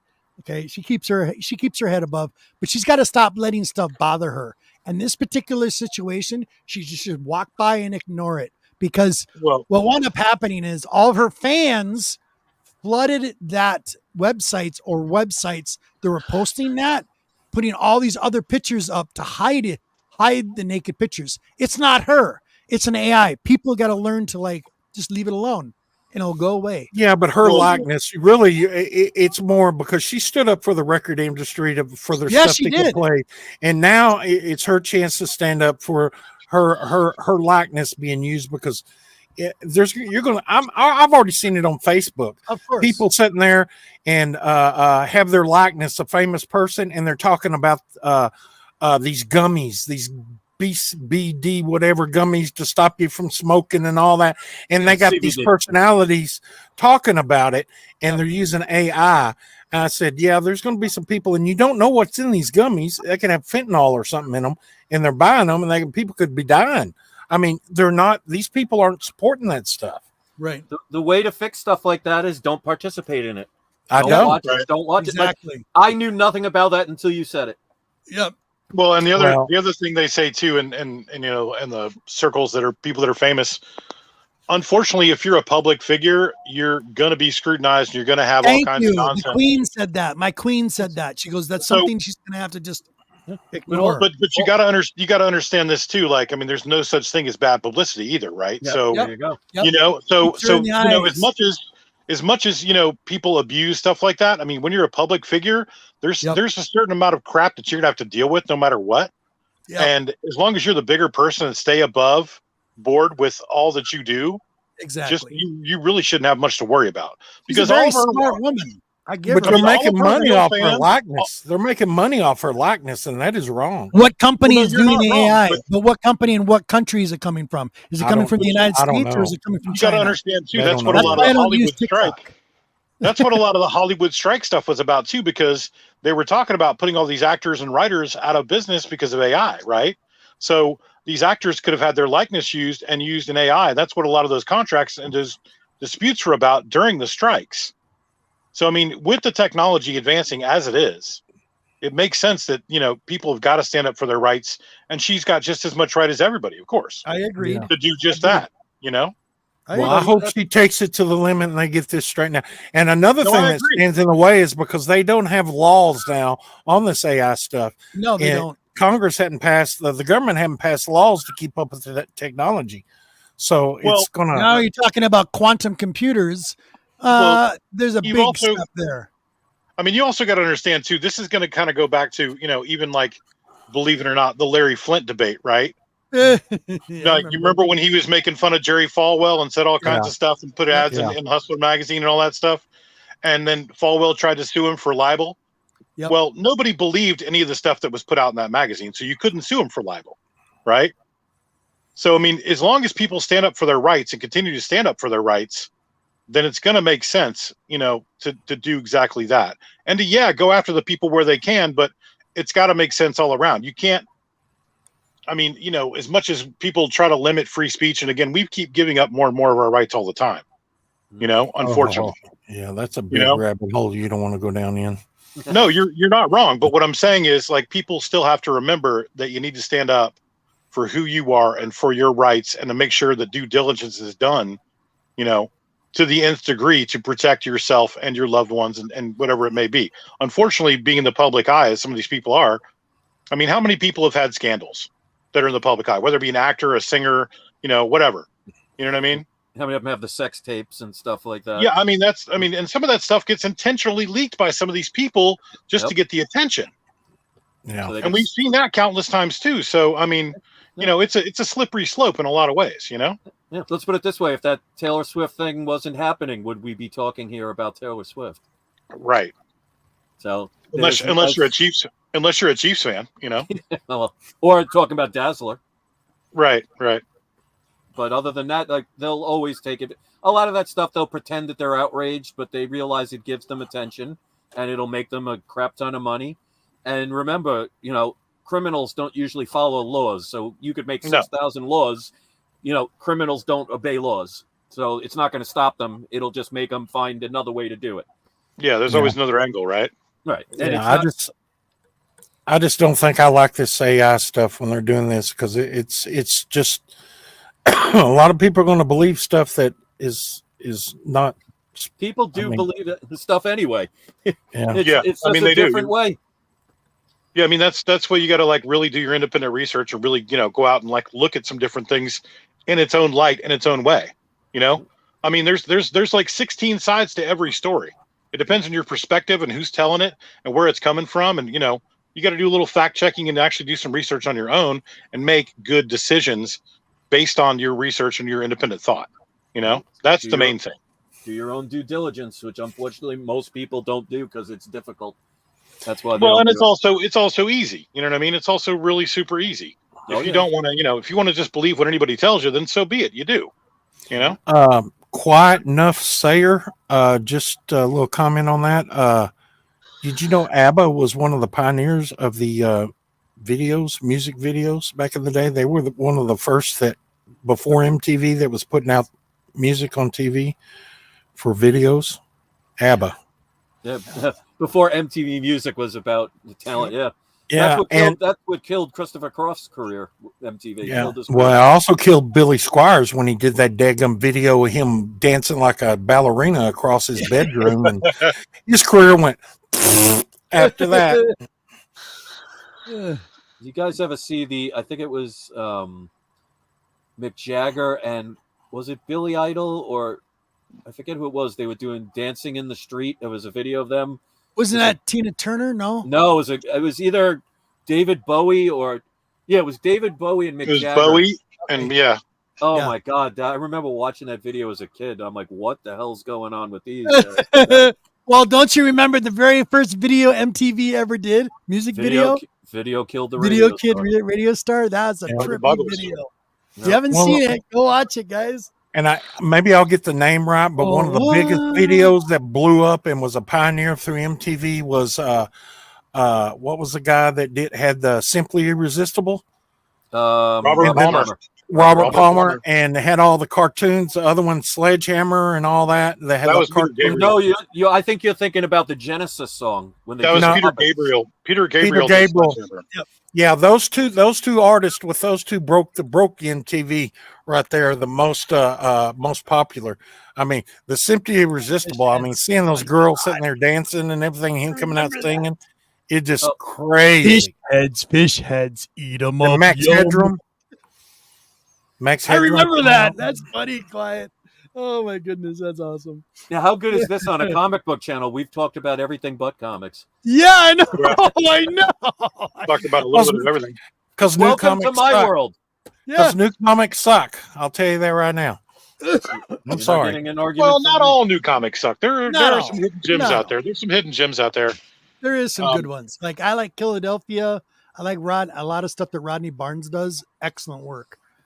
Excellent stories. Wow. Very, I like very good. I like the new stuff that come out in the 70s, 60s, and 50s, 40s. Of course. I'm still getting new stuff every day. Of Right. course. As they say, even a broken clock is right at least twice a day. So, which Right. most people would never get that reference because everything's digital now. No, collector's inventory. Something about ABBA too. Did you know the group ABBA made more money off the play Mamma Mia than they ever made off their band ABBA? Wow. Yes. Yes, they made more money off that play Mamma Mia than they ever did their whole career at ABBA. We're in the wrong line of work. Yeah. Ugh. I shall return. I've been drinking a lot of water. Okay. Chris, this was awesome, buddy. I can't believe we're almost on the 4-hour mark. Right. Yeah, this is about the halfway point of when I was doing my videos. 8 hours every time, and you'd never know it was that long. I know. Good news, bad news. My phone's going to die here at any time. So Is it? Well, we're going to be cutting it down pretty soon here. This one. Yeah, because I got to get going in a little bit because I got I feed like Chris. 25 stray cats and can't let them wait. Yep. 25 stray cat. Jeez. Yeah. I don't want to see that litter box. Good Lord. Well, they're strays, so they're outside. So Well, that's basically, good. Yeah. Okay. Cool. I still don't want to see that sandbox. Good Lord. Yeah, I try never to walk outside barefoot. Yeah, no doubt. But Okay, yeah, let's wrap this up. Boys, Roman, you got anything you want to talk? Anything you got coming up, buddy? as long as he's unmuted. I heard him. He's not muted. He's just far away. Roman. Did he fall? Roman.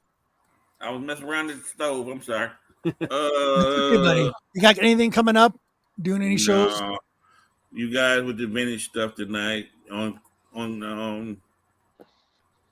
Strictly Comics channel. They're doing a vintage off. So Yes, they are. That's just golden, silver, and bronze age books starting at 8:30.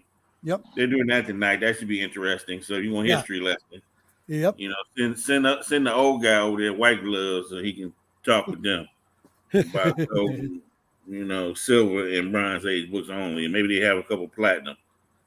I know they have some nice books out there though for the old heads. Yep. So that's all that's going on with me. Other than that, nothing. Okay, waiting dude. for tomorrow. Waiting for my revenge game tomorrow. I've been waiting 41 years for. 1983, the San Francisco 49ers beat the Detroit Lions 24-23. We missed the field goal in the playoffs, but 5 seconds ago. So I've been waiting 41 years for this game. And I got my bets. I got my bets in from the casino. Go Lions, go Chiefs. Good luck to your Lions, buddy. Good luck to your Lions. What's your prediction for the 41 years. score? What's your prediction for the score? 35-31 Lions. Everybody write that down. Right. 35-31 Lions. Whatever. I just want us to win. Right. They got a good, talented young squad. So that's it. 41 years. I posted something today. If you want to watch the video from that game, it's probably when they call it one of the legendary games. So it's one on YouTube for about 18 minutes. Highlights and stuff.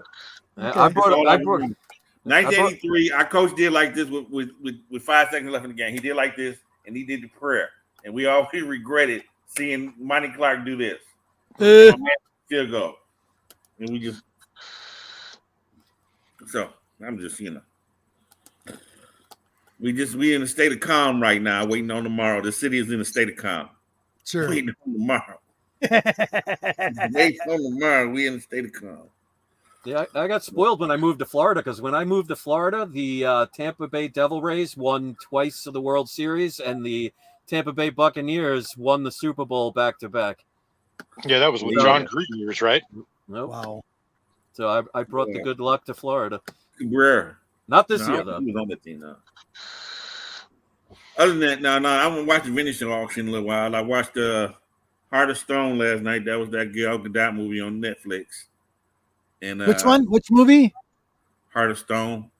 Okay. Had an Avengers James Bond vibe to it. Okay. Avengers James Bond vibe to the, it's somebody above all the government. There's an agency above all the government agencies that can save everybody. Was it good? It actually was good. She's actually good. Okay. And I finished watching Lincoln Lawyer last night. How was that? The series. 2 seasons. I just finished 20 episodes. I mean, that was good too. So I think I'm getting ready to go watch. I got time. I never watched it. It's time to go ahead and get my Mission Impossible on. It's for free now. I've been waiting for Mission Impossible to be free. Yeah, that's what I'll wait for too. I won't buy it. If you got Paramount Plus, it's on Paramount Plus. Yeah. Well, Paramount Plus is the worst app or whatever you want to call it, pay per view or whatever that hell, whatever it is the worst ever. Both my TVs have problems picking it up. Both of my TVs have problems picking it up, and that TV behind me kicks out Disney Plus. So I have to go in the bedroom sometime to watch Disney Plus. Wow. It kicks out Disney Plus. It won't play Disney Plus stuff. The Marvel stuff. It won't play it. And I enjoyed Echo, although it was the first episode was the best with Daredevil in it. They still shouldn't. Anything else, Deuce? Roman or Deuce? Nope, I'm good, buddy. I'll see you next week. Yep. Okay. Yep. Roman, next week? Yep. I have my alarm clock set for 1 o'clock. Okay. Oh, it won't be 1. It'll be 12. Normal time. No, 1 o'clock us. Yeah. Your time. Yep. You got it. Okay. As you can see, I'm up all night now. I'm on midnight schedule now. I go to sleep when the light comes on. I done messed it up for you now. I go to sleep. I really haven't been to sleep. I was watching TV all night. Then I dozed off about 10. Are you taking care of yourself? You taking your meds and all that? You're good? Yeah. Good. It's just on the wacky midnight schedule. So, okay. The snow came here in Michigan. I just went outside for the first time in 3 weeks. Make sure you're reading the directions. Snow, what's that? Yeah. No. The snow came, we did ice game, and all I did was had them deliver my groceries, and I just stayed in my apartment, hunkered down for 3 weeks. Right now, we were -40 last Saturday. Jeez. Now we are 40 degrees. It's warm. Wow. Everything is melting. Then I came outside. You want to know? I know I can't. Everything else. I know I can't beat Chris, but we're at 70 degrees. Oh, 85, baby. I think I'm we're walking around in shorts and a t-shirt. Nice. Yeah, I love I'm walking around in shorts and a t-shirt too. 60 shirt. Tell them what we But doing at 40 degrees. He's in 40 He's degrees. in What they Florida. doing? They ice skating out there with t-shirts on. They out there ice skating with t-shirts on. They're like it's 40 degrees. It's 40 degrees. It's They nice ice outside. skating. Yeah, I can go out there with my shorts with these shirts, and that doesn't bother me. They trash out with t-shirt on. I actually make fun of a lot of people here in Florida because when it goes down to like 65, It makes people me are wearing laugh. winter jackets. Yes, They're wearing yes. gloves. Oh, yeah. I'm like, really? 65 degrees to me in New York was like June. Yeah. Yeah. It's like exactly. I'm still going swimming in that weather. So it There's hasn't. shorts up I've here, been here. 30 degrees. Cool. Okay. Monty. I'll be here next week. Cool. I don't have anything planned other than doing some stuff in my shop, and I'll be bagging my posters, trying to get all those in Mylars. So and you never know what I'll find out on the road. But then after that week, I'm on call, so you won't see me for a week, and that's it. Gotcha. And Chris. I have a couple of videos coming. I'm just waiting for some books to arrive in the mail. I got some more deals that I always like to share with people, but I want to thank you personally for giving me this opportunity, and I had a lot of fun, and I want to thank all the people watching that commented and asked questions, and please make sure you subscribe and like to his channel because Thank you, buddy. No. It was a very fun experience, and This was awesome. And Chris, you're welcome back anytime just to chit chat. Sometimes at the open mics, you're more than welcome to come back. I may sneak in. We'll love it. And with that said, let me get not now, Bug. Can you wait a minute? Now, see, my dog has to go outside now.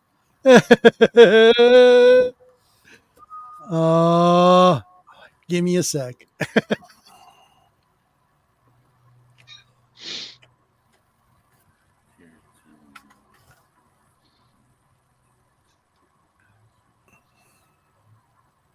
A moment of silence for everybody. Right. Bow your heads.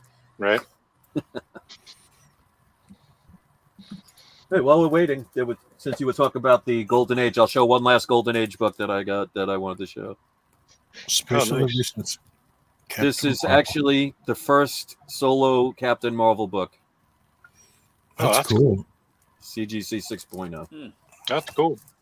And the funny thing is, awesome. This is from 1940, and this is like only the 5th highest book.